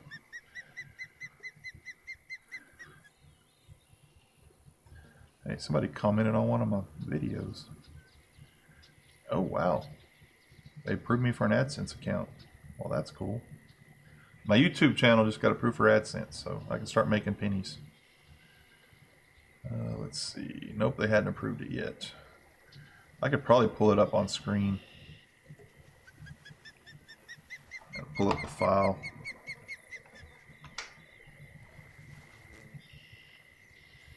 It looks a lot like that. You know, I went it up like you've hooked it, but I took the hook out the mouth. Give me a second. I'm gonna pull it up. See what y'all think about it. Dun, dun, dun, dun, dun, dun.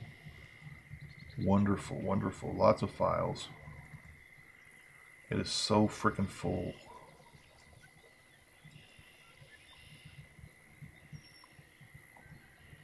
All right, so I'm going to add my image, browse, now that I know where it's at.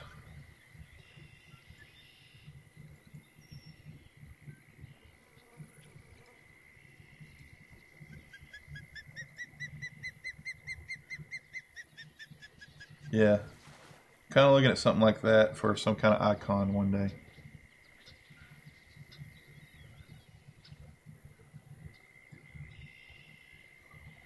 Because that was my first unique, historic, you know, fish. I don't know if he's out there anywhere. Throw him right there by the old coyote. Put him right there.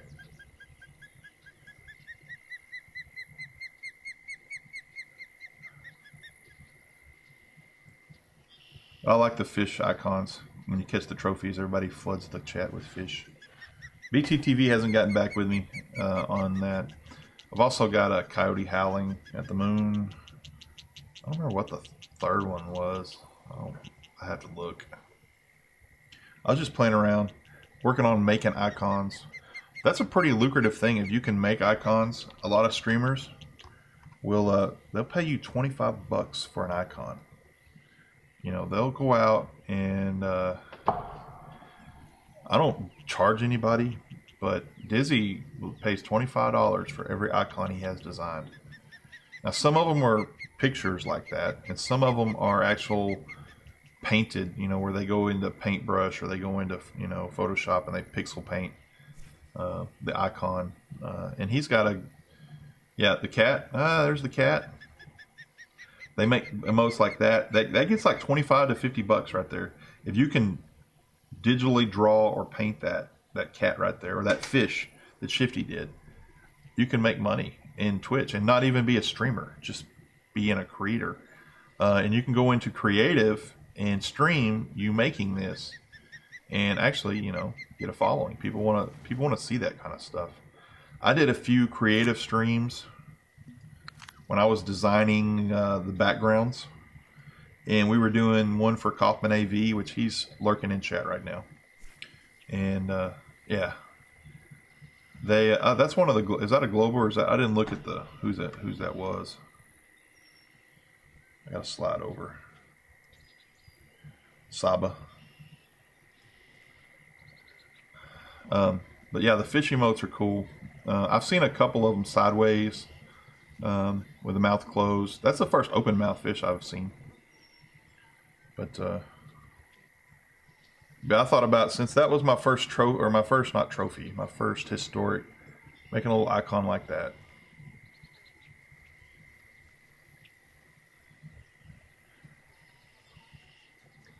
There's some other things I can do with it too. I thought about leaving a little hook thing in it, a little hooked mouth, like you hooked your fish. I could do that. That's pretty easy. Clip art's pretty. When you take a picture, I just took a screenshot and clipped it out using Photoshop / GIMP, whichever one's available to me at the time. Part of my degree, my master's degree, was GIMP, which was not. GIMP is just free Photoshop. Anybody who wants Photoshop but don't want to pay the Photoshop prices, just Google the word GIMP 2.0, or GIMP graphic arts if you don't want to see all the GIMP stuff on Google. But GIMP should pop up. It's a free editing program. It's open source. There's no pay whatsoever. There's 1,000 plugins and 1 billion tutorials. GIMP 2.0. It's an incredible photo editing, content creating program. I use it regularly. Sometimes I use Photoshop when Photoshop has some. If you're a Photoshop person, you're going to be like, why am I using GIMP? But if you want to learn one and you don't have the money to pay a subscription for the Photoshop, go GIMP. It does everything that Photoshop does, and you don't have to pay for it. And the creators are constantly kind of adding things. You can get plugins if you search for them, where it's open source, so anybody can write code for it. And when somebody wants something, a filter or something like that, they can actually write the plugin, and you can download that. You can do all kinds of things in that program. Also, if you do any editing, like audio editing, Audacity is another one, just like GIMP. It's an open source program if you're familiar with Audacity. It's an audio editor, so you don't have to have Audition and Photoshop if you want to get into this thing. And I learned in Audacity and I learned in GIMP. Now I'm learning Photoshop and Audition because I have access to it. As a teacher, I get the CC for $30 a month. Now, we will be buying a subscription to CC as our campus. We get the new campus built. They are buying 100 subscriptions to CC, and I'm going to get one of those. So I won't have to carry my Adobe subscription anymore because the school will be paying for it, and they don't mind me using it for anything. And they've already told me that. But this is part of my teaching. Me learning this is part of my teaching. And so they're like, hey, you use it for that? CTE director said, no problem. CTE stands for Career and Technology Education. That's what I teach in. I don't teach core classes. I don't teach history or math or science. I used to teach history. I taught history for 10 years. Now I teach career and technology, and I teach a little bit of graphic art. My freshmen come in, my first year students come in, they get a cornucopia of crap, is what I call it. We teach them all sorts of digital media. We teach them graphic arts. We teach them digital media. We teach them editing. We teach them AV technology. We teach them animation. It's essentially an intro. They get a basic intro. They don't learn how to be an animator. They don't learn how to be a graphic designer. They don't learn how to be a professional editor. They just get introduced to it in very basic formats: how to open the program, how to open Premiere Pro, how to drag and drop a document into Photoshop, stuff like that. And then they choose which path they want. And there's 3 different teachers. There's a graphic design teacher, there's a animation teacher, and then there's me, the AV Tech teacher. And they choose us in their second year, which one they want to go to. I'm the AV Tech teacher. And I decided, about a year ago that I wanted to add streaming to my curriculum as a 9-week or possibly more, I would say, unit. Almost a quarter. We do semesters and 2 quarters in a semester, and it may go longer, but because these students, they want to. I've had all kinds of students. I want to stream, but I don't understand how to use this. I want to stream, and I would help them. But then I realized there was a need for it. We've got a whole generation of kids growing up that are watching Twitch, that are watching YouTube, that are watching Mixer, and TV has become a streaming thing. These kids, when I'm 60 or 70, I don't know that TV will exist as I knew it as a kid. It doesn't exist as it does. I mean, there's still channels out there that broadcast the news, television shows, famous, but with Netflix and all the streaming services out there and things like platforms like Twitch, I don't watch a whole lot of television anymore. I usually flip on Twitch, Netflix, or Hulu, and I watch it through that. It's different. It's totally different than when I grew up. And I'll be honest, the internet didn't exist till I was to me, I didn't know the internet existed till I was about 18 years old, 19 years old. I heard about it, and I know it was around, not publicly, but through government agencies and through corporations that had these networks that they could speak to one another through a modem in the mid-'80s. And it was cool to think about that, But the first time I got on the internet, I was at my aunt's house. They had a dial-up connection, and I went to a website, and it was all text. There was not even a picture. And I was like, this is awesome. And I know at that time there were other people who were playing games online. They were doing, network where they would join a server and they were playing games, and they were slow, but it was so awesome to just open this new world. Then, I went back to college because I dropped out of college for about 6 years just because I was, just wanting to work. I wanted to make money, and I didn't make much money, so I figured I better go back to college if I want to make more. And the internet was there, and when I was in college the first time, all my papers were written by hand in a blue book. I don't know how many of you are old enough to write in blue books in the university or colleges, but you took a blue book to class and you wrote your essays. When I went back, everything was written online. Everything was done outside in a computer lab. I didn't even have a computer at home. I had to go to the university computer lab to write all my papers and do all my research. So we bought a computer. In 1996, I bought my first computer, and we had an internet connection, and it was a sorry computer. It was a Compaq Presario, but it had an internet connection, and I could see pictures on the internet. Occasionally, I could watch videos on the internet, but we had pretty decent dial-up where I lived. It was a decent-sized city with about 125,000 people. So we had a pretty decent sized dial-up, but it was busy a lot too. And this internet opened up my world, and I kind of slowly transformed from console gaming over to PC gaming because of that. Somebody's popping the fireworks off. Angle and Rob.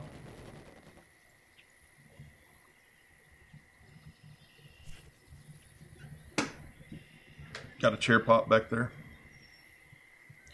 Yeah, this chair makes all kinds of god-awful noises,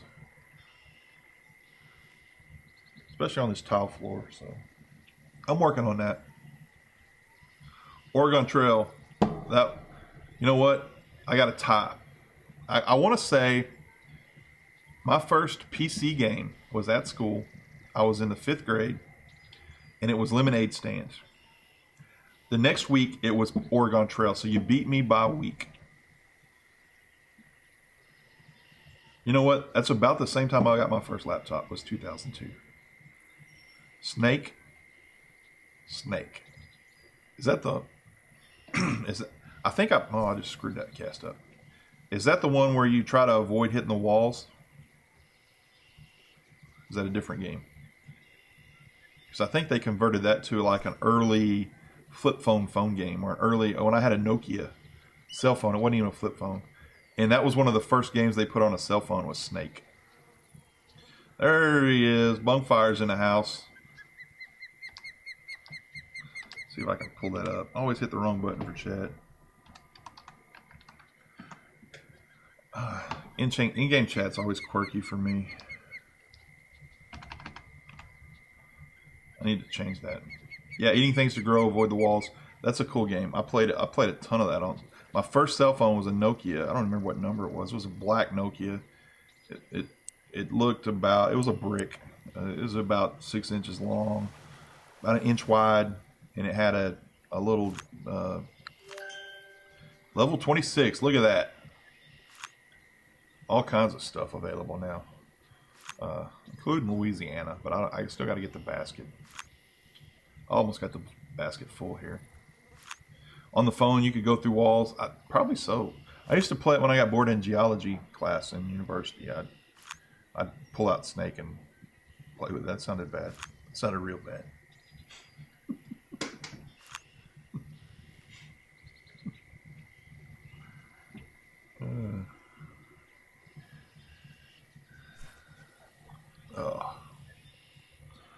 I got the trophy on that one. I got enough for... I could catch 2 more maybe.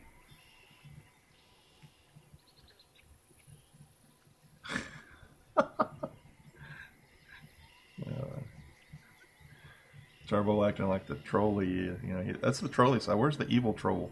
The evil Turbo. I like it, Turbo.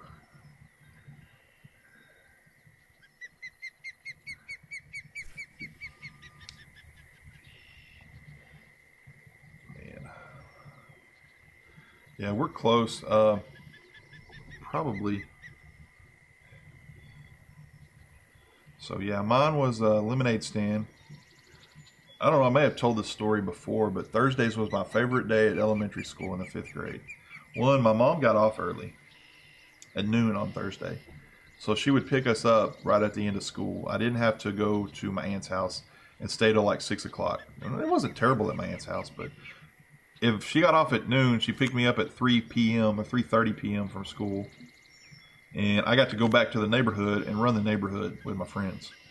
But otherwise, it was after dinner, and it was almost 7 o'clock. That only gave me about an hour of daylight before I had to be home. So I got a lot more time with my friends on Thursdays. And then another thing I liked about Thursdays was it was Mexican food day in the cafeteria. They served tacos, burritos, or tostados, enchiladas, along with chocolate milk. The only day my elementary school served chocolate milk was on Thursdays. I didn't drink white milk as a child. I hated it. I don't know why. I drank water, tea, whatever else they had. Yeah. Seriously. The only day my cafeteria, elementary school cafeteria, served Mexican food was Thursday. And the only day they served chocolate milk was on Thursday. So you had Mexican food and chocolate milk. Hey, nice job, Harvey. Nice job. Lit light man. Got the historic. But, so Thursdays was... Mom picked me up from school. I could go home and play with my homies. Chocolate milk day, Mexican food day, and the best of all, on Thursdays in my history class, social studies, I got to go to the computer lab. And it was the first year we had a computer lab. It was 5 Apple IIs. That was the computer lab in the library. And I got to play Lemonade Stand, Oregon Trail, Bike Shop. I don't know how many of y'all played Bike Shop. After we played the math game and the spelling game, if you passed the math game and spelling game, you got to play Lemonade Stand, Oregon Trail, or Bike Shop. That was my Thursday. It was almost like I did not need Friday. Friday was like, I don't care about Friday. It's all about the Thursday. Hey guys, Outlaw Pops in chat. Y'all go give him a follow if you haven't. If you're new to the Fishing Planet streams. Outlaws, he does a lot of streams. If he's not streaming and he sees that there's not a Fishing Planet stream up, he throws his vodcast up. Very, very, very, very fun to watch. Informative.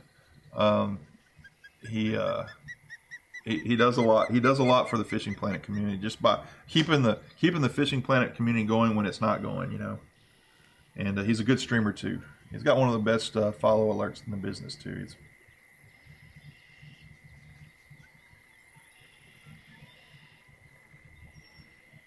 Yeah, he has been doing a lot of vodcasts lately. He's working. A lot of times, you know, vodcasts can be helpful. I mean, I haven't done any yet, but I don't know that people want to watch mine, so. But I've watched a few of his. Actually, he had me tricked the other day. I was in there trying to chat with his vodcast, and he popped in, and we had a nice little 4 or 5 people in there chatting after that. People started talking. Yeah, you lost it off. I did that twice 2 days ago. I did that twice. When you do the fish jumps out of water, hits you in the face, goes through your head, and breaks the laws of physics, and jumps off your line because of line tension. Sucks. Sometimes you break the laws of physics in this game. You know, like when you bend your pole through your face. Yeah. You turn around, you're reeling them in, you're fighting it. You've been fighting it for 10 minutes. You're going from right to left, and all of a sudden the line's coming through your nose. Breaking the laws of physics. I don't know that I've ever fought a fish so hard that I, ran the line through my head. I have stuck a fish hook in my cousin's ear. I pulled too hard on a crappie. He jumped off the line and the fish hook went right in my cousin's ear. Yeah. He's like quite a bit younger than me. He screamed bloody murder. And that ended our fishing trip because it hooked in there pretty good. It had a barb on the end. My uncle took his pliers, cut the barb off, pulled it out, but he wouldn't stop bleeding. We didn't have any Band-Aids in the John boat we were in, so we had to go back to the dock. It was an evening fishing trip. If I ever fly fished, and I have not yet, I played around with a fly fishing rod once in the yard, but I would probably hook myself. I'm just not that coordinated. That's why crappie fishing fits me so well. Catfishing does. I've tried the bass fish, and you get up on the bass fishing and you're trolling along, and you got those reeds or that dock or those trees, and yeah, stick it on. I literally stick it in the tree, like hook the tree, not above water, not even in the water. You got company. I tried to stream with my company. Got the other day, people were coming in, surprise company, surprise. And he got a little crazy behind me. That's like I stream in a common room, so it's kind of hard for me to do that like you with company. I'm trying to move it back to another room. It'll probably be August before I get that done. I got to get me a rug, so I want to get rid of the tile floor. I want to throw a rug in there, kind of help with the sound. Chair rolling around, a little bit of an echo. I've looked into buying some wall soundproofing. It's not that expensive. It's essentially foam. I mean, I've seen people that didn't even use wall soundproofing. They just went and bought some of that stuff you throw in your bed, the foam.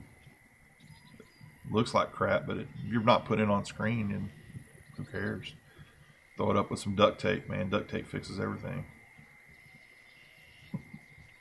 It's going to be a Southern engineered sound, Southern engineered studio, man. Nothing wrong with Southern engineering.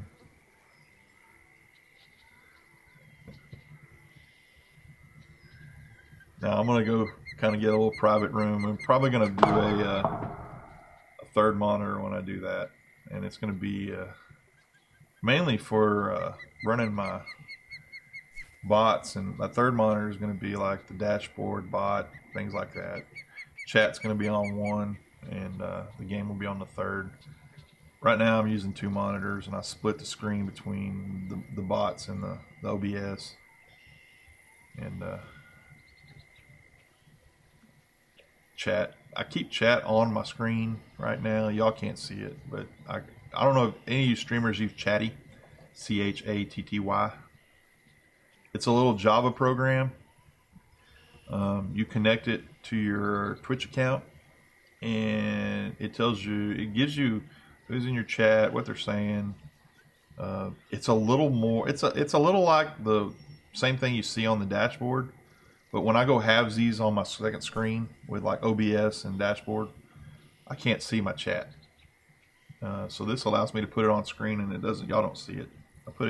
I always move it around somewhere where it's not in my way. But it makes chat a lot easier. You can also right click on people, see how long they've been following, see how long they've even had a Twitch account. If you say you got somebody that's trolling the crap out of you, you can unmod people in it. You can check them to see if they're a 1-day account or they're a 2-year account. You know, just to see what they're about. You can also go to their stream from Chatty. It'll open up a window for their stream. So yeah. So like I said, I can go in here and real quick after I finish this, I'll link some links. Link some links for Outlaw and Shifty and Turbo. I can go follow them. Turbo and Bonfire going at it in the in-game chat.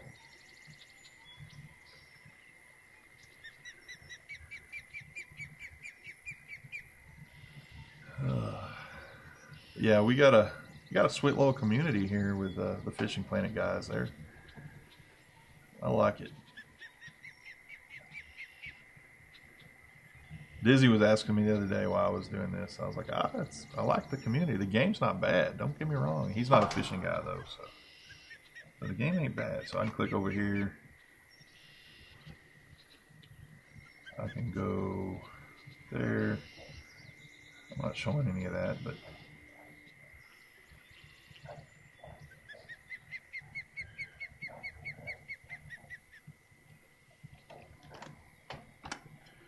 there's Outlaw Border.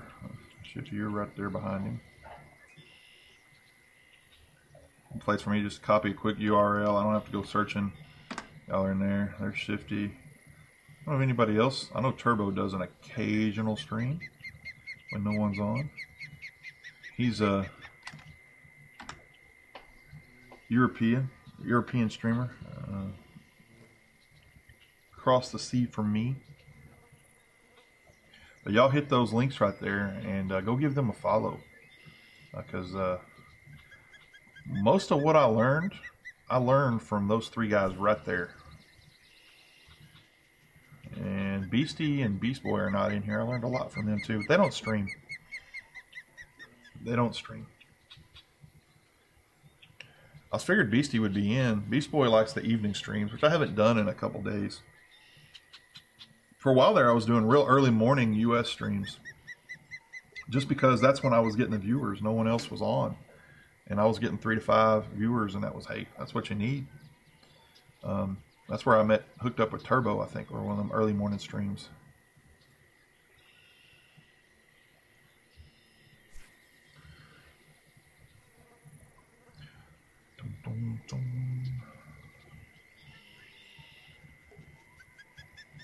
I did download, today was a good day on the Steam sales. I don't know if y'all been on there. They kind of extended it today or to the last day. I bought Euro Truck Simulator 2 DLC.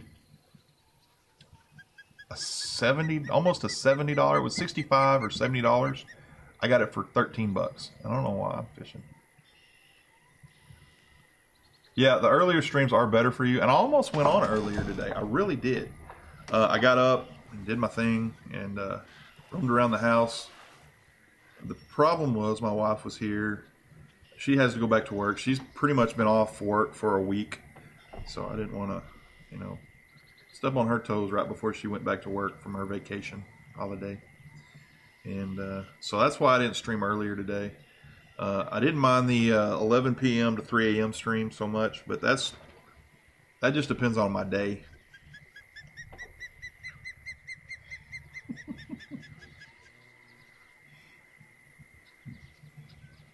We got a little competition going on in-game chat. I don't know if y'all can read in-game chat if it's big enough. The Bungfire, England, Rob, and Bungfire and Turbo are having some fun in chat. That's good stuff. Yeah, I'm kind of like just, hey, what's the best time? Whoa, sky slot. Sorry about that. This little 11 to 3, 12 to 4 run is a good time for me to stream. I don't do primetime streams. There's, when you get into primetime, you're competing with the big casters, the big evening casters. And I know there's some big casters. The Hunter, you got it on sale? I'll look at the Hunter. I was looking for a hunting sim. I looked at the free-to-play Hunter, and they say it's not free-to-play. It's pay to win. Essentially you don't get anything but crap. It's not like this game where you can fish the game and progress.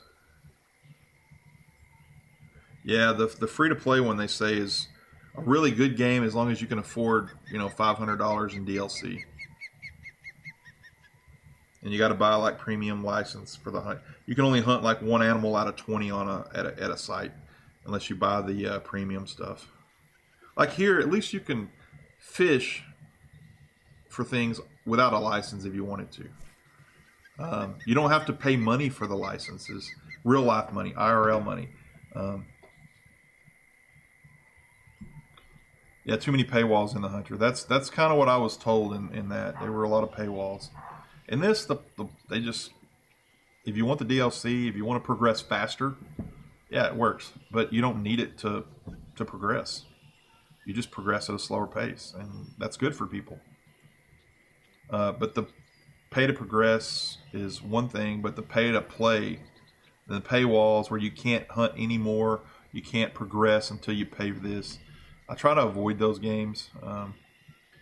That's a money grab. I don't mind throwing the devs in this game some money because they created a nice little game. It's good as free to play and it's good as pay to play, as whichever one you want. But I love the hunting games.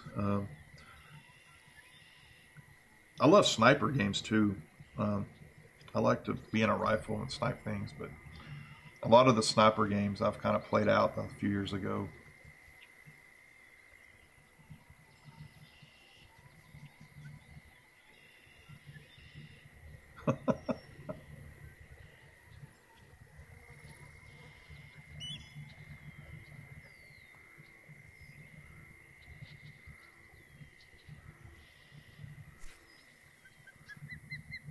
I pretty much had the value spin till about the same time. And when I came to Florida is when I went and bought a DLC because I could not find a rig that would catch bass fast enough for me.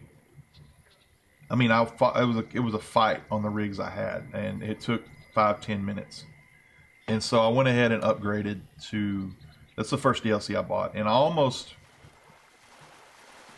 this one, oh, dang it. I should have slowed it down. Almost free fish there. But, yeah, it's the lightweight. Whoa. But yeah, I brought in the DLC. I just didn't, it would have taken me, even with the premium, it would have taken me a little while to build one rig. It was going to cost me about $50,000 for Florida. That's with rod, reel, line, and I didn't need the bait. I already had the crankbait, so the rod, reel, and the line was going to cost me, I think it was about 40, not 50. About 18, 19 for the rod, and the reel and basket. That was in basket. That 40 included the basket, not just the rod and the reel.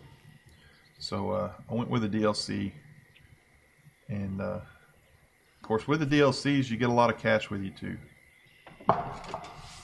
Yeah, but I didn't realize how much bass fishing was and how much time you can lose IRL in just continually fishing the same hole over and over and over again, and it doesn't get boring. And I think part of that streaming, when you stream it, I don't outlaw and Shifty and them can talk about it. A lot of times you don't even realize you've caught a fish. You're just talking to chat, and you're like, look down. Oh man, I'm real fishing. You know, when you got good gear, you can do that, or you can do like I did the other day and have that 12-pound mono dental floss on, and you hit a fish and you don't realize it, and you snap your line like a freaking twig.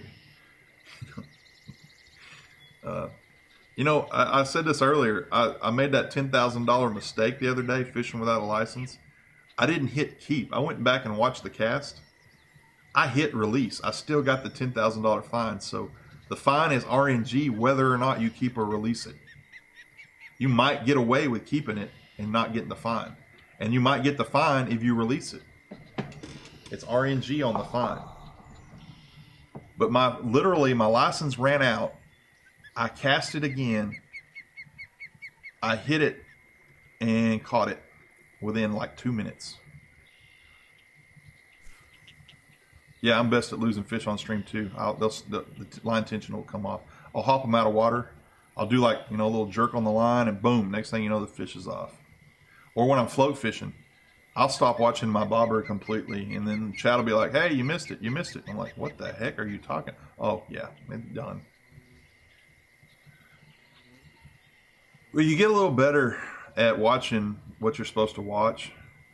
You know, I make my bobber giant when I float fish, even though it's not a giant bobber. It looks like the size of a tree out there, and it does scale when you reel it in. It doesn't look that big when you get it close, but when you throw it out there and it's the size of a tree that you're fishing near, the size of the brush you're fishing, the reeds, it's kind of funny looking. And that helps me because I got 2 bobbers. I got one in the water and one up there in the upper right hand corner. But my fish, the mainly ones I lose now are the ones that when I'm reeling them in and I pull to kind of give them like right there. If I do that right there, they pop out of water, they slap me in the face, and I lose them for line tension. Okay, I'm over my line. Well, he's $3.94. Let's see if he's more expensive. Yeah, he's already more expensive than there's a 307, 303. It's kind of cheating, a little bit of a hack. Not really. You would do this in real life if your basket was full and you wanted to keep fishing. You would essentially keep the maximum amount of fish that the law or your basket could handle, and then when you caught a new one, you would release one of the old ones and keep the better one, the bigger one. That's what you would do IRL. So typically I'm done for this day. He's your daddy, an old man. I like that. So yeah, let's see what the next day looks like. I didn't even have to go to the freaking next day. Looks the same, so we just go the next morning. That's awesome. I like these. These are great for bass right here. This is really good right here. But I caught my limit before the end of the morning on a day like this. I didn't even go to the evening. You know, so those of you looking to, when do you fish bass? This right here, sweet spot. You don't even have to forward in time, 5 a.m. to 9 a.m. And if you don't fill up your basket, fast forward in time to, you know, about 6 p.m. You know, 5 p.m., 6 p.m. Sweet spot, you know. And there, you can fish all day. You don't have to use the time forward. A lot of people, when they're got a late evening day where the fish are biting, they'll fish off the delta and they'll fish for snook and drum at 5 to 6 a.m. You know, I've learned that from a couple of you guys in chat, when to fish for those guys. So I'm gonna fast forward in time.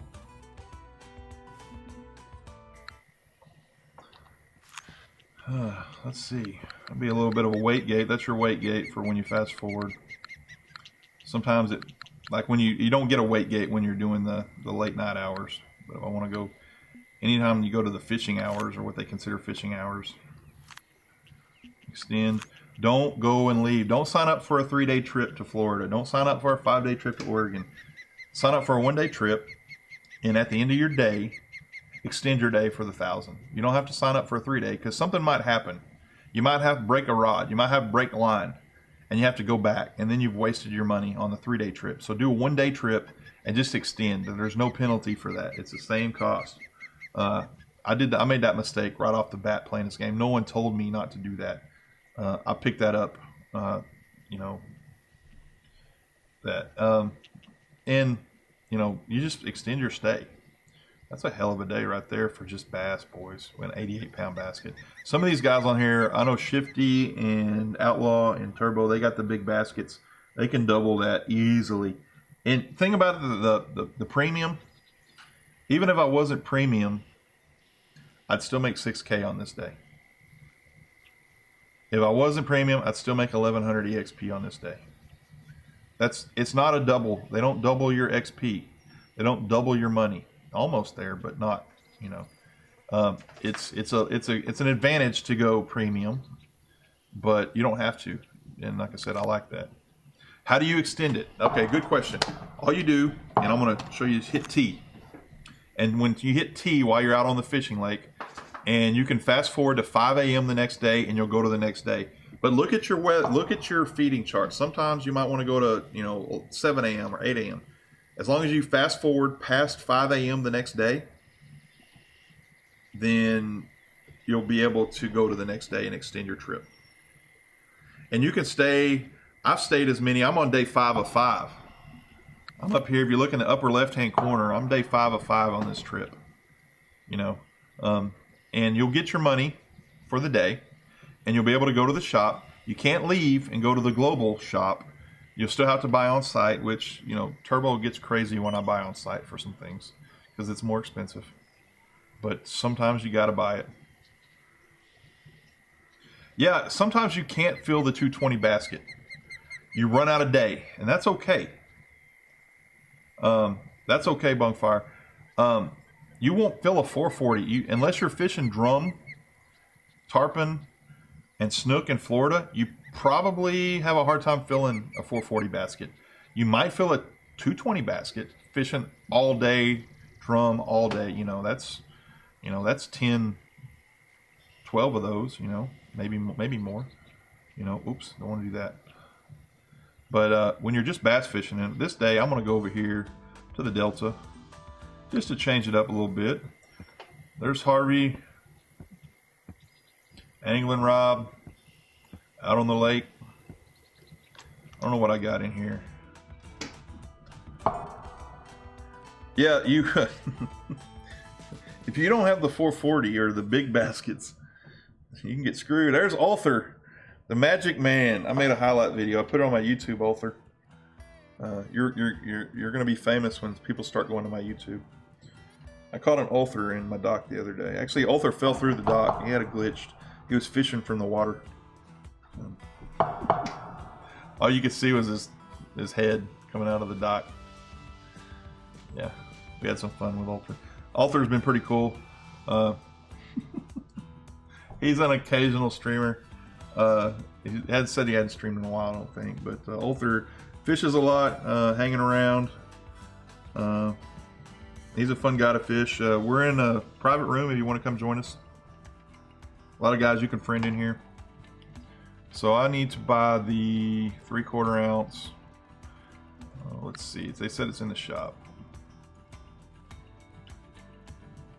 What the heck was it? It's not that. It's not that. Spoons. 3/4 ounce casting spoon. I think I have that. I'll check before I do that.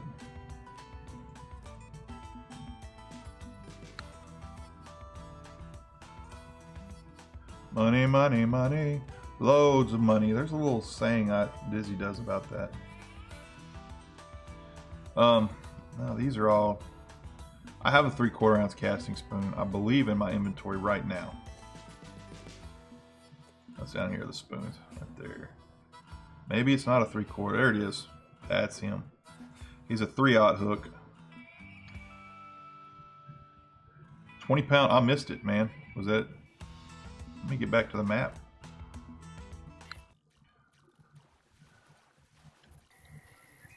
Wow. Nice one. Trophy, common snook, 20 pounds.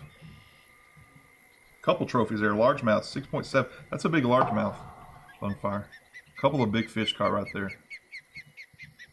Right there. Let me get a picture of that.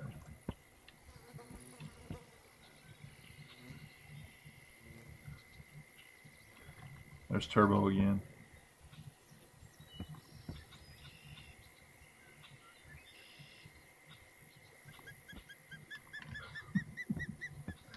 Alright, so I'm just going to cast out here. I don't care. I'm just playing the game. There's another historic. Turbo got him a historic 4.5. That's a tiny historic, man.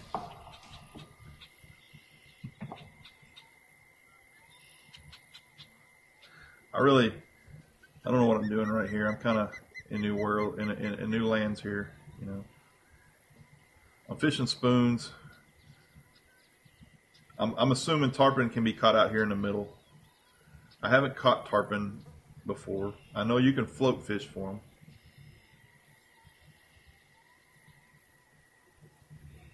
them. England Rob, he's got a pretty decent rank there.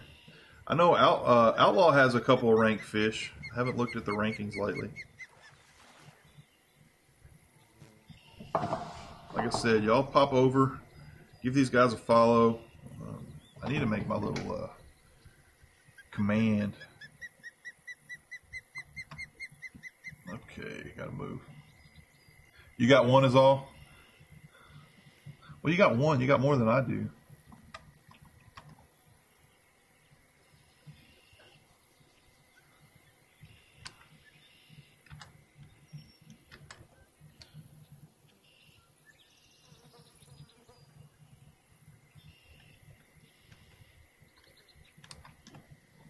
There's a link to Outlaw Bolter. Let me give you Shifty's link. Is he still in? There he is. These guys are our Fishing Planet streamers. Guys, when I'm not streaming and I want to learn something, I go into their chats. Sometimes I lurk. Sometimes I'm active. And occasionally this guy will stream. You know, Turbo's, they're all three pretty good. Anybody else streams, let me know. I don't mind linking you.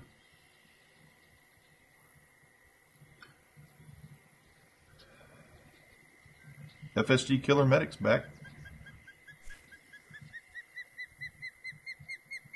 Yeah, if you're, hey guys, if you play the game, if you have it downloaded and you can get to Florida, feel free to come join us. We can fill this room up. I don't really know. I've never filled a room up, so I don't know what the limit is. I think we're in Turbo's room. I joined his room. But look, friend us. Feel free. If you let me know in chat, either in-game chat. Sometimes I don't catch in-game chat because it's kind of out of my sight. But let me know in chat. 5's the limit in a room. We might be at that. We might be pretty freaking close to that. So, yeah, and when you catch a... when you catch a trophy or unique or historic, as long as I'm on the same dock, I'll throw a picture up here on screen. The other day we had historics left and right being caught. Beastie was catching them. I'm probably fishing. I don't know. I've been told tarpon's out here, but it's probably the wrong time of day for tarpon. This is probably more red drum time. I probably should be float fishing red drum right now.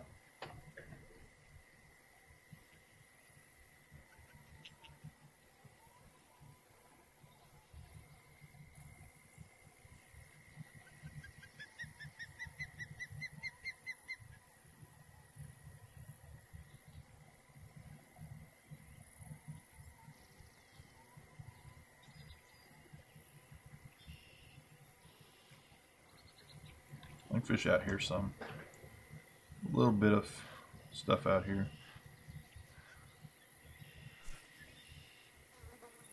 Boom, boom, boom, boom, boom, boom. Are you ready?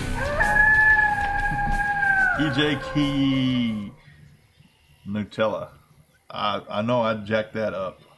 I forgot the J altogether. EJ Key. Oh, I got you. EJ Key, EJ Nutella. Is that how you say it? I guess. Guys, I'm terrible. I'm terrible with names. Some of you guys have the most creative names, and we had the giveaway the other day. Yeah, there were some names I had to say that were wow. That's all I'm going to say. Some of you are awesome with your names. And I'm going to screw them up because that's what I do. Welcome to the pack. You're starting to earn bones right now. Exclamation point bones. When we do a giveaway, not today, we're not doing one today, but when we do, you're going to need your bones for the giveaway. The giveaway the other day, all you had to be doing was following. You get 10 bones for following. You get 2 every 5 minutes. You're in chat. If you're active in chat and chatting, you get extra bones for being an active chatter in that 5 minutes. You can almost double your bones to 4 for chatting. If you...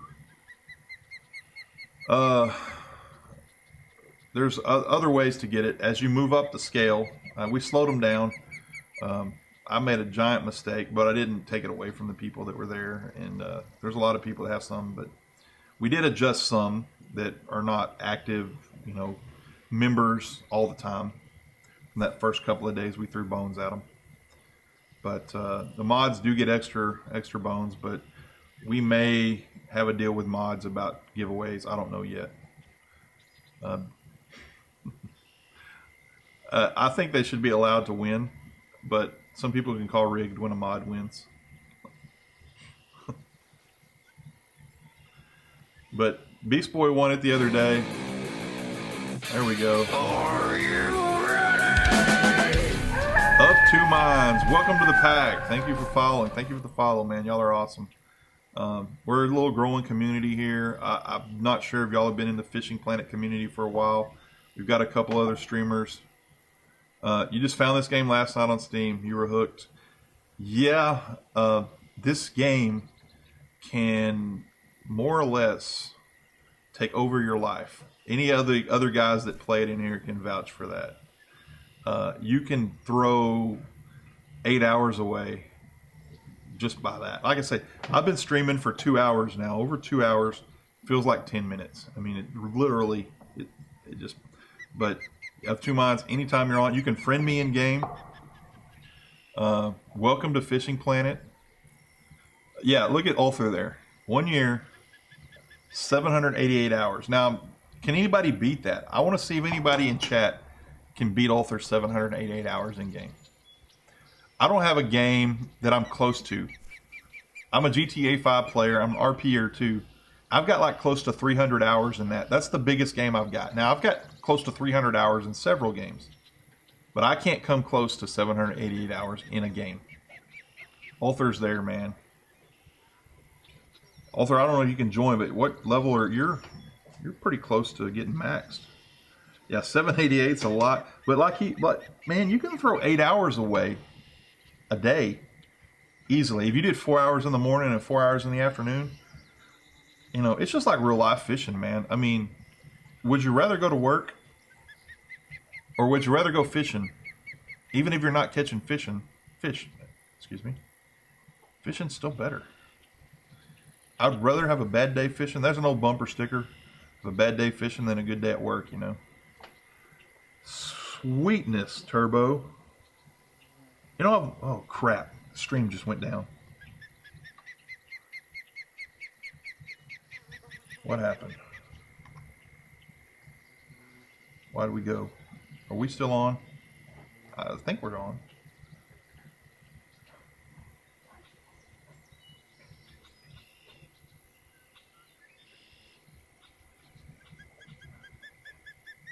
I think we lost the stream there for a second, guys. I think we're still on. I just got a weird notification. You're work fishing. Yeah, this can get you in trouble. If you're allowed to do it at work, then awesome. But as a teacher, if I got caught fishing at work and it wasn't part of the class project, I'd probably get in trouble. But now that I teach this, I could always say, hey man, I'm streaming, I'm doing my job here. This is a streaming class and we're all playing video games on the PCs. So yeah. Holy crap. That's a lot of freaking hours, Turbo. But you can probably play at work too, can't you? That makes a big difference. If you have that job that allows you to play, and that's pretty cool. So I'm assuming, yeah. Chatty's being weird. Chatty disconnected. Says I was offline, but you guys are still chatting in Chatty, so stream still says it's up. OBS still says we're up, so I'm good. Kind of weird. Kind of weird. I gotta update something real quick. Speaking of OBS. Not that. We're up to 83 followers, guys. 83. That number up there, 100, is just a number. I'm not worried about it. 797 for Arma. Shifty, were you like an Arma player or were you like an RP, or did you do a lot of the mod stuff in Arma 3? I did a lot of the mod stuff with Dizzy and them when he was streaming it. And some of them were good. Some of them were just trolly. A bunch of... You just got on stream and they killed you. But the Arma game itself, the City Life RPG, the Arma game itself, playing the actual game... Guys, I don't know if y'all played Arma 3. Just the bare bones game. It's a phenomenal simulator. It's a military simulator. And it's awesome. And the RP stuff, the modded versions of it are incredible too. King of the Hill, I did play some King of the Hill. That was fun.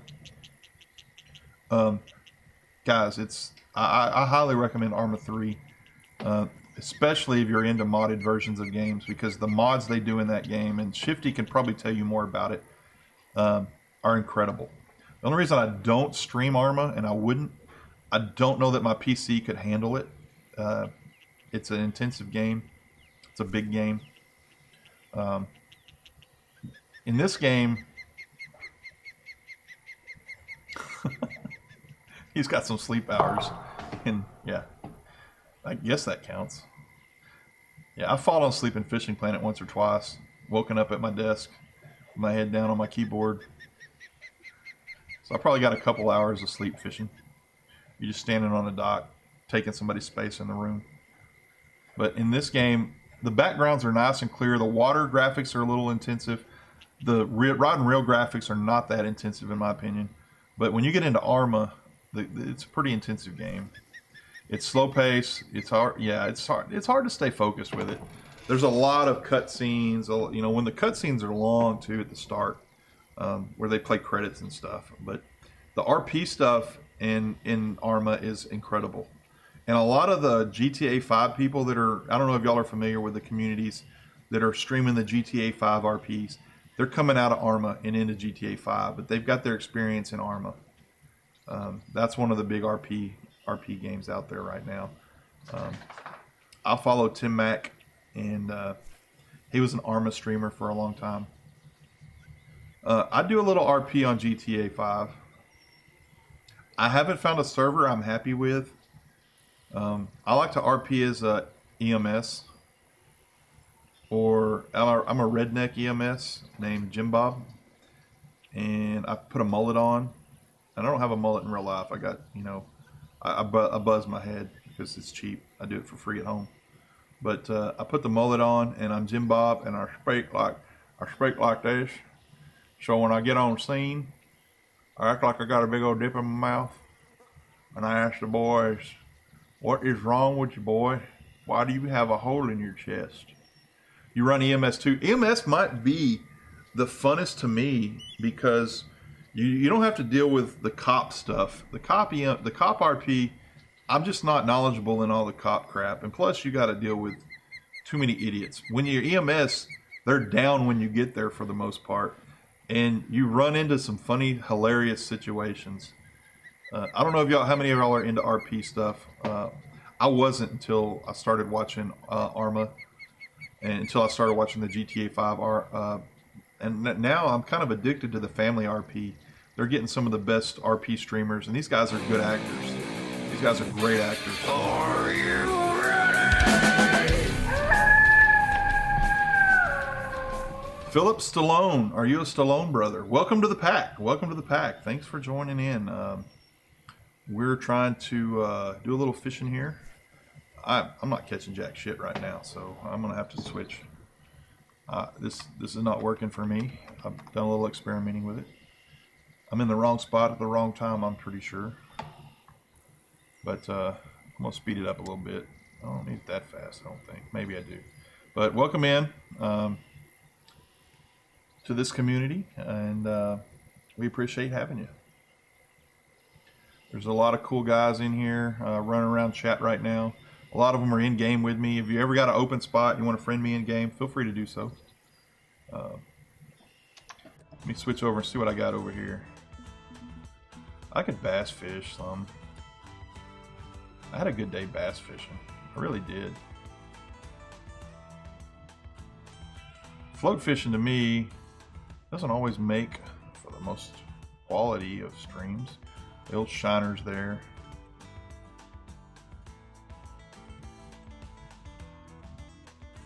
It looks like Turbo's headed off for the night. He is on. Some of the people in chat are from the European side of the pond, and it's getting kind of late for them. They're 7 hours ahead, 6 to 7 hours ahead of us, so it's getting to be about bedtime.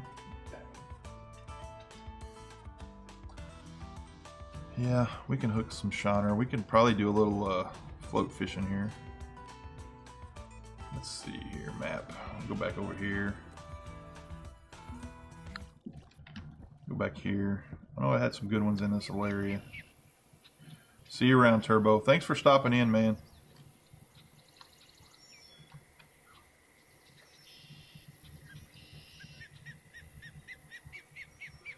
You may be RPing as a medic in real life. Nothing wrong with that.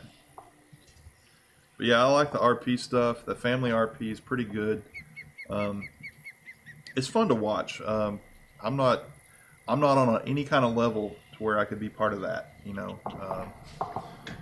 those guys, they take it serious. A lot of the servers I'm on, there's a lot of what they call random death matching, RDM, and vehicle death matching, VDM. They're just trolls get on and randomly kill you. They don't RP it. They run around in their cars and they don't follow the rules.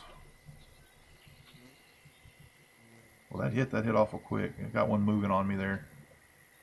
It's my giant bobber. Giant bobber. That could be a cool emote, the giant bobber.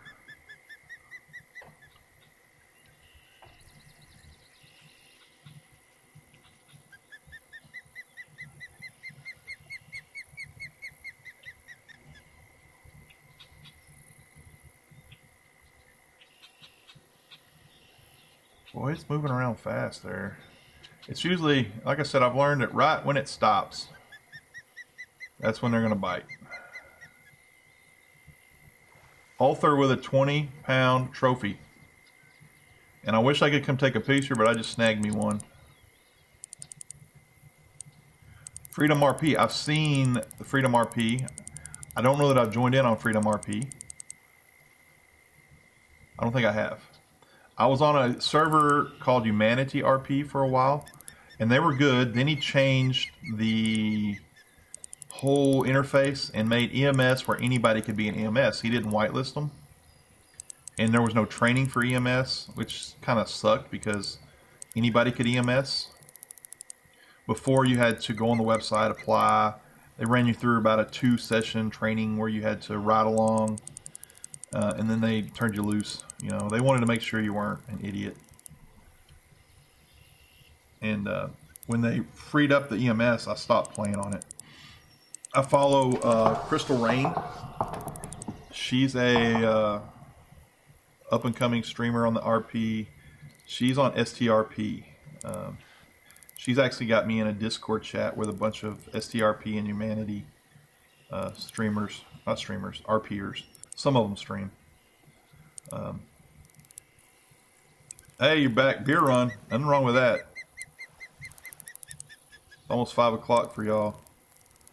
I don't need it to be 5 o'clock though. It's my summer vacation. Margaritas at noon, 11 a.m. Who cares? I may do the margaritas later. I got some in there. There we go. We'll see what we brought in here. Good fight. Common Snook. He's alright. My son, I've got a 20-year-old son in college. he came back to visit. He had a friend, his father passed away, so he was back for about a week for support and helping him, going to the funeral. And when he went back to school, I went in to fix me a margarita, and my tequila was gone. Took it back to school with him. That's like, what? But he's 20. He'll be 21 in September. You know, I mean, jeez. He's at a college town that, yeah. I'd have done the same thing, so it was hard for me to get mad at him. I was more mad that I would have paid $10 for another, 10 to 12 bucks for another bottle. For my margaritas, I don't buy expensive tequila. It's about 12 bucks for the fifth. Yeah, dead life. Now, if he'd have been 16 and done that, I'd have probably had a big problem with it. But 20, yeah. Plus, the town he lives in is nestled between two bigger towns, and there's a giant college in one. He's not far from Austin, Texas. And the school he went to is mainly known for a party school.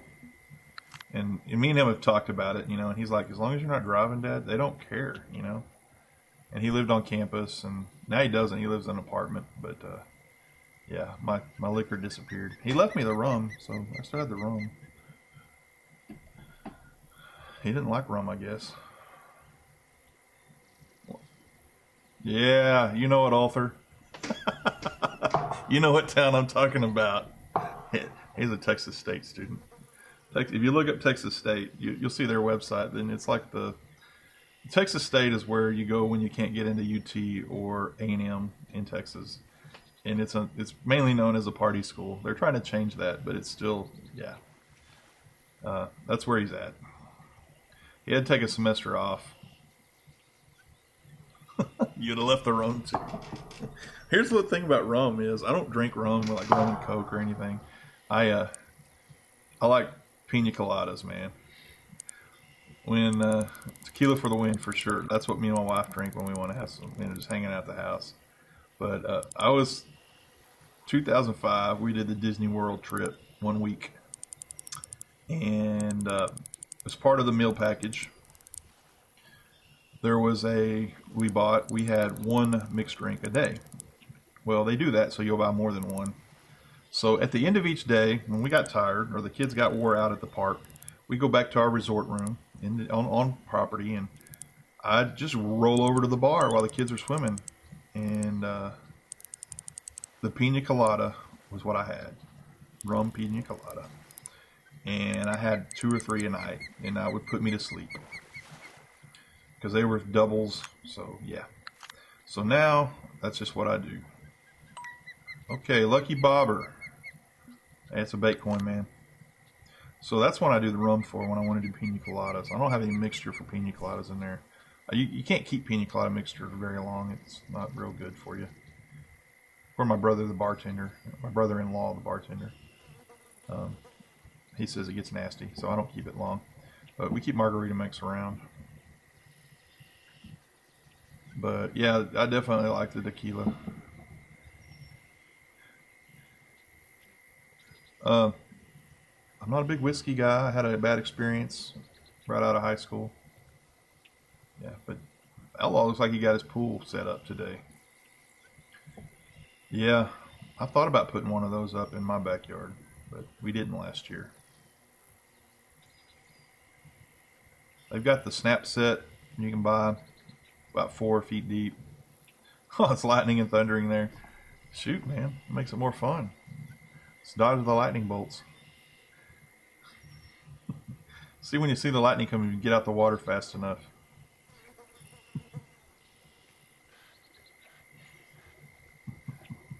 There you go, pool party at Outlaws. He's bringing the thunder and the light show. Well, they're biting like heck over here right now. I won't make a whole lot of money on this run.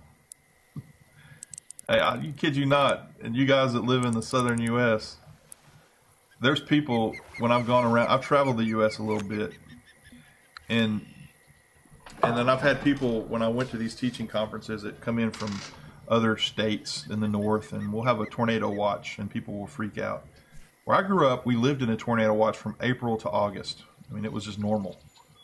We had tornado warnings, guys. We had a party. We got up on the roof. You people.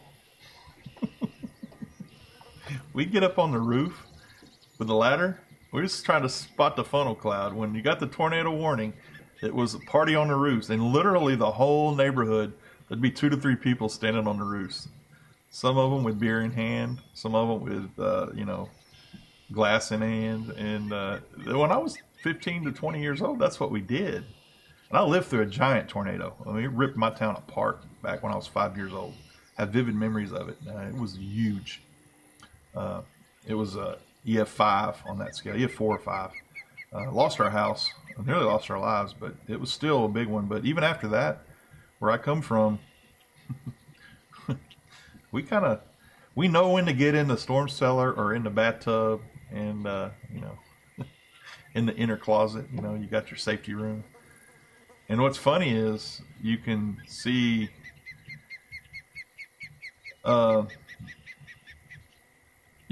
these houses, and when you tell them to get in an interior room, when you drive through a tornado, it's not really funny, but it's right. When you drive through a town that's been hit, and the houses that have been hit, that interior closet, that bathroom, it's there for a reason, man. It usually stands up.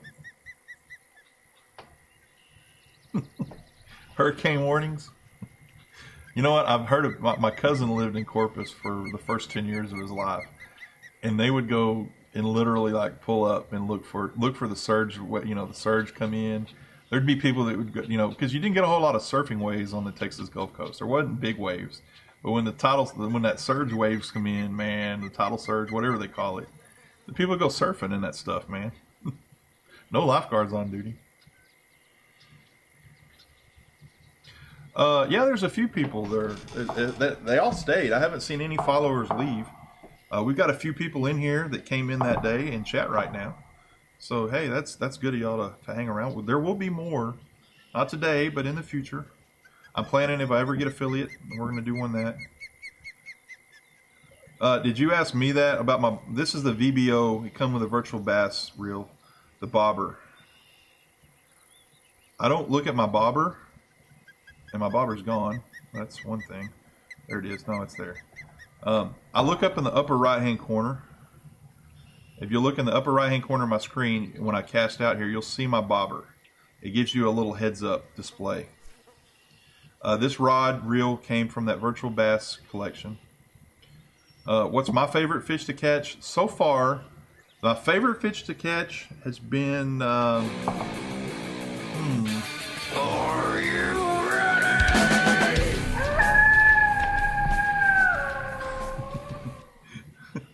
Welcome to the pack. I'm going to try this, the fish nut. Okay, the fish nut.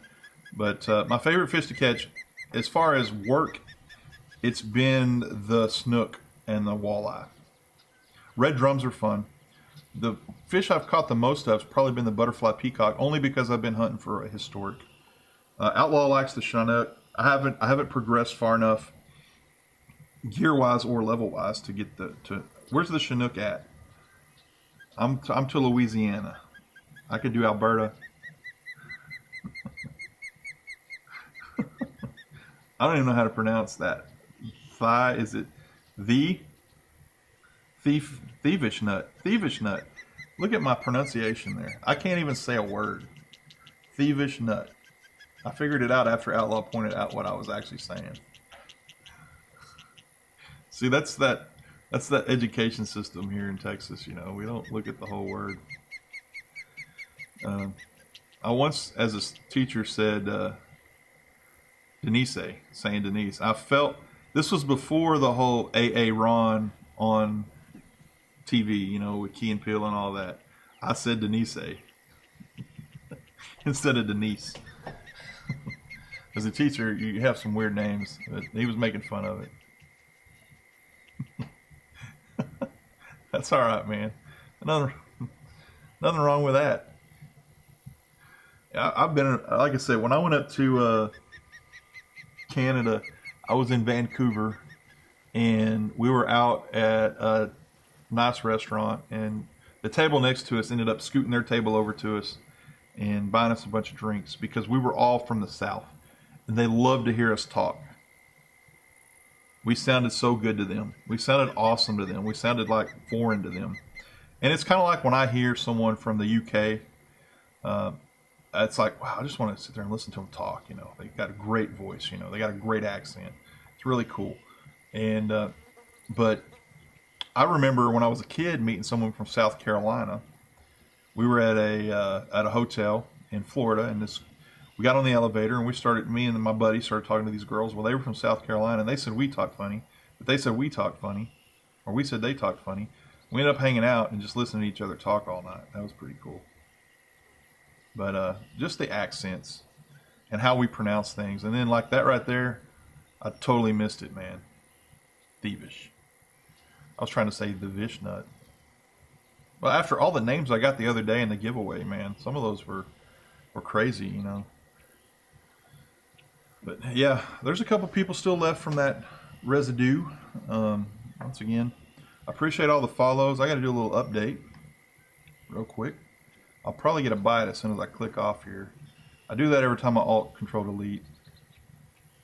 You're a farmer from Plymouth, England, so you probably have the accent I'm talking about. We are up to 85 followers. I gotta click on that. Appreciate you guys. We're trying to build this community slow and roll. You know, I don't want a bunch of trolls in here. And you guys are, you guys are pretty cool. Oh, that strike hit me. I told you I'd do that. The minute I clicked off, they'd hit me. I knew it would happen. It happens every time. I usually lose my bait too. I don't know if I did there. Probably did. But this community is awesome. I don't know if you guys have met these other streamers. There's a couple of them in chat, and they're great guys. They do great streams. I pay attention and I watch their streams and I learn from them. Most of them are ahead of where I'm at. I know Shifty's been fishing in Louisiana, and Outlaw's been fishing in California / Michigan, a couple places. I could do Alberta if I wanted to, but I haven't done any experience in Alberta, so I've been staying in Florida till I get to Louisiana. I want to catch some big Louisiana fish. And I know that's not profitable to do Louisiana. I'm not worried about the profit. But the alligator gar, the catfish, there's several catfish there. To do that, I need the bag, and I'm probably, I don't know. I mean, I don't know what the 440 bag costs. I don't even know if I should be able to buy at least the 220, but the 440 is what you want. You get the 440 and a lot of DLC. Once again, this game is free to play, but it doesn't have really pay gates, guys. A lot of the pay gates are in other free to play games where you can't progress. They only allow you to catch certain things. You can play this game with in-game money and progress as far as you want without doing any premier coins or bait coins or anything like that. And you go at a slower pace. If you want to speed up the pace and you want to grind it, you know, you want to get past a certain level and you want to move towards it, you can do the premier account. I did the same thing bonfire the other day, so yeah. I was out cooking on the grill and I started talking to, man, that's a good idea, and then all of a sudden Outlaw pops in chat, this is not a real video, and then his Nightbot tells me it's not a real video. Hey, Harvey got him a 20-pound drum over there. Yeah, you'll catch a lot of vodcasts from when no one's on, he'll throw his vodcast up, you know. Or when people he don't know is on, he'll throw the vodcast up. Shifty Cat, he streams a lot.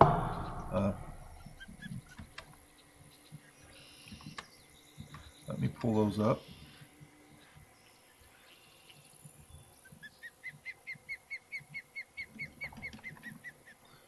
Oops, that's what I wanted. Oh, gotta click off now. As soon as I click off, they bite. Now I can't click back on. Oh, I got the tab on, that's why. Ah, stupid tab button. That's two I've missed. Oh well, we'll get it. Let me not cast and try this again. I'm gonna give you a link.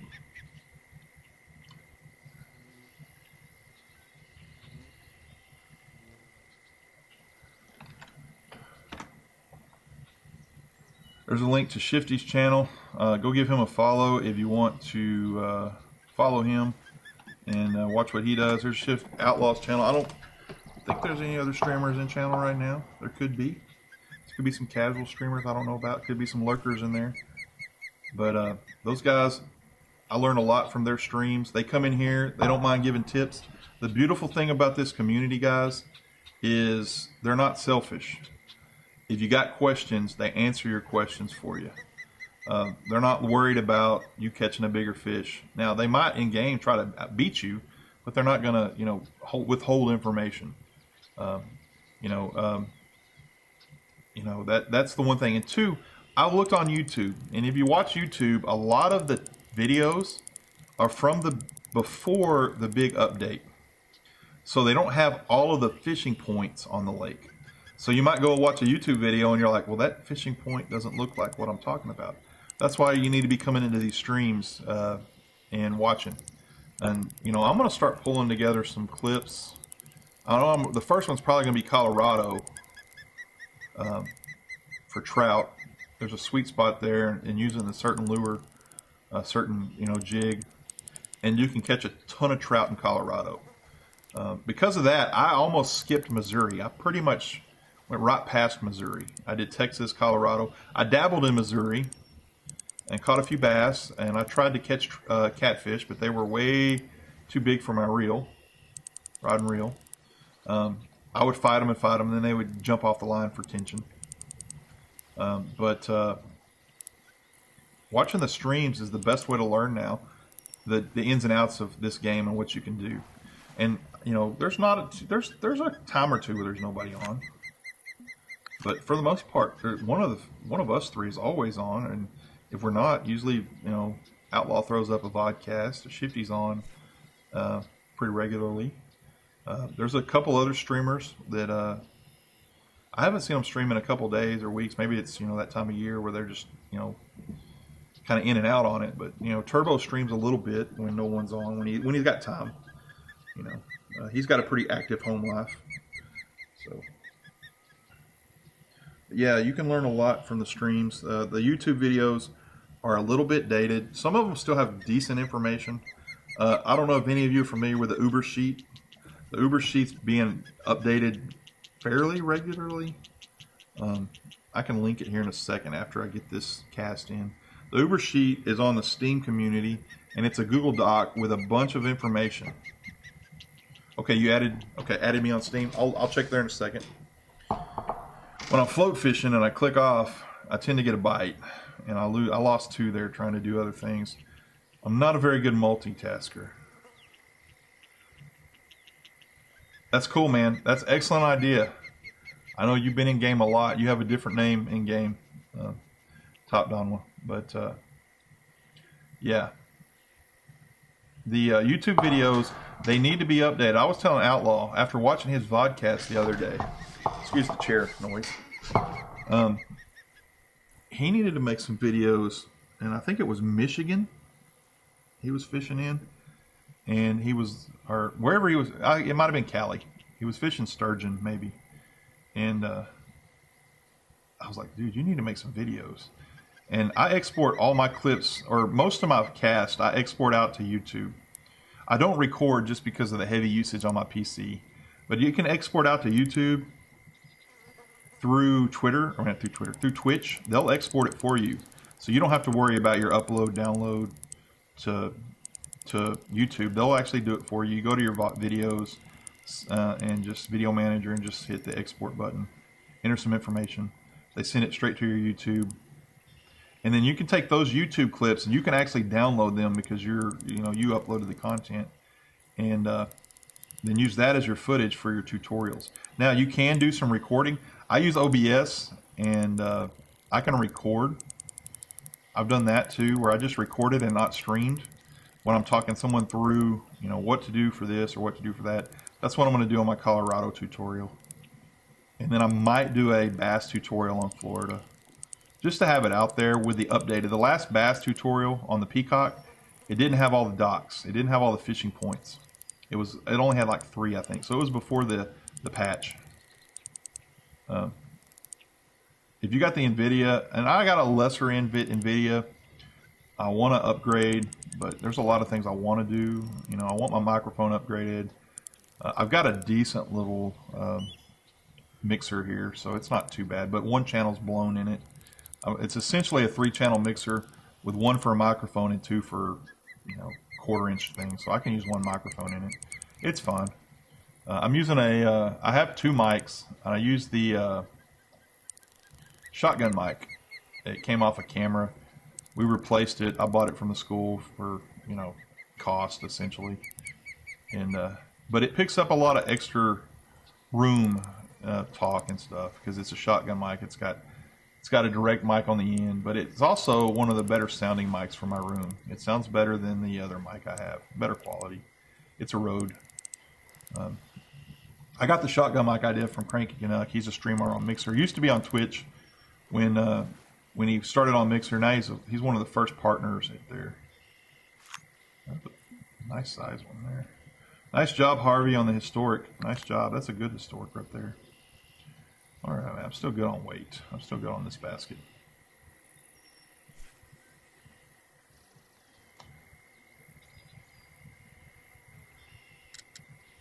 Why did I do that? Rocat your mic to your keyboard. That's cool. I haven't heard of that. What is that? The Rocat or Rocat? I need to look into that. That looks like a pretty cool little trick. Yeah, Gorilla Streaming's fine. There's nothing wrong with that. The mixer was, I think I paid $75 on Amazon for the mixer. The only reason I got the mixer is Dizzy said it helps me control like bass, treble. I can do gain a little bit easier. I could have done a USB and done it, but this Rode is an XLR mic. I prefer the XLR mics over the USBs just because they don't. And I take the mixer, it's a USB connection into my computer. Pretty nice keyboard. Okay, I'll look into it. I'm looking for a keyboard upgrade too, but I'm not, like I said, August before I move into the studio room and get that rolling. And then we'll probably, I can't put a cam up in this. That's part of the reason. I'm in a common room. People can walk in, you know, at an instant's notice. I can't control all the time what goes on behind me at my front door. Plus, you know, people could say, I don't want you streaming me, you know. And anyway, when I go to my back room for the streaming, I'll be able to put up the cam. I might green screen it. I don't want to use we use a cloth green screen at school. They're going to make us a green screen wall, but what I found best, green paper or green poster board on a flat wall. And guys, man, it's flat, it doesn't wrinkle, and it's cheap. You can spend a lot of money on a green screen without wrinkles, but you can also just take green paper, green poster board from Walmart, a little green duct tape that matches it, and throw it on your wall. I've done it for several projects when we didn't have the green screen equipment, and you can't even tell that it's paper or thick paper, essentially. But I know a couple of big-time streamers. They don't have they've given up on the curtains. They've given up on the cloth because it moves, because it, you know, shadow. They don't have, if their light changes any, you know. And there is a window in this room. I'm gonna have to deal with outside light a little bit. I can cover it, but we may or may not do that. I don't know yet. We'll have to see how it works when we get in there. So then I'm gonna be dealing with some soft lights and some things like that. If I do a green screen, I got to worry about the lighting a little more than I would if I didn't, you know. As that's what I teach, I get a little annoyed when it doesn't look right. And if it's not perfect, I look at the screen, I'm like, what the, that's trash. But no, I don't mind. I don't make fun of other people streaming when they don't have it. People stream what they stream. But for me, I'm just like, I don't want, it drives me crazy if I don't fix it the way I need it fixed. So I got to have the lighting and that. But the paper green screens are ineffective way to do, or effective way to do it. Cheap. You can do the cloth green screens with the racks and The stands, there's nothing wrong with that. You can get those for 50, 60 bucks. That was a bad snook there, 13. Dog face in the house. Dog face in the house. Hopping in the room. Yeah, no, you got to get what works for you, man. What works for you. You know what, too? You keep yours a little opaque. I like that. You're translucent a little bit, so people can see what's behind. You know, there's a lot of stuff on the screen, and especially if you're using an overlay or something. And that translucent, I thought works for you, man. I liked it. I hadn't seen that work. You know, I haven't seen nobody use that method yet, and it may be a lighting issue, but it works. I like it. You know how to fix it.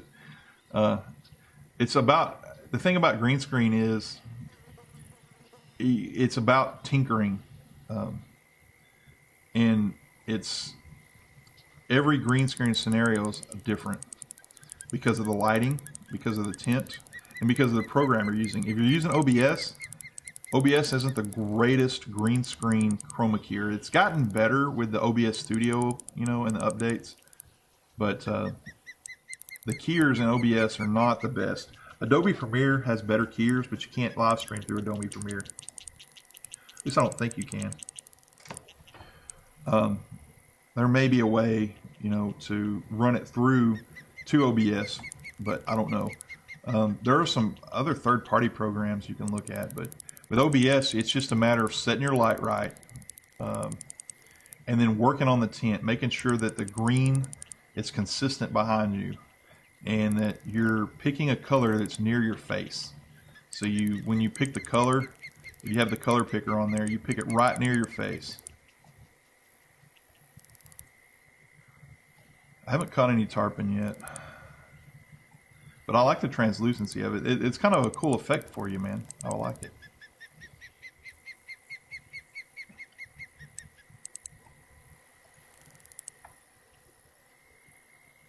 But I'm thinking about green screen. Then again, I'm thinking about doing the geek room, my wife calls it, and throwing up all my Star Wars collectible stuff in the background, and just kind of keeping me in the background with that in the background with me. I might do it both ways.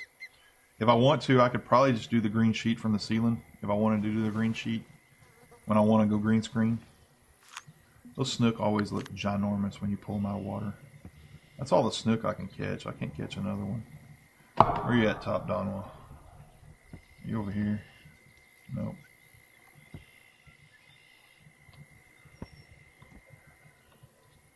I don't think I can catch anything out here. I'm gonna try it. I can throw something about.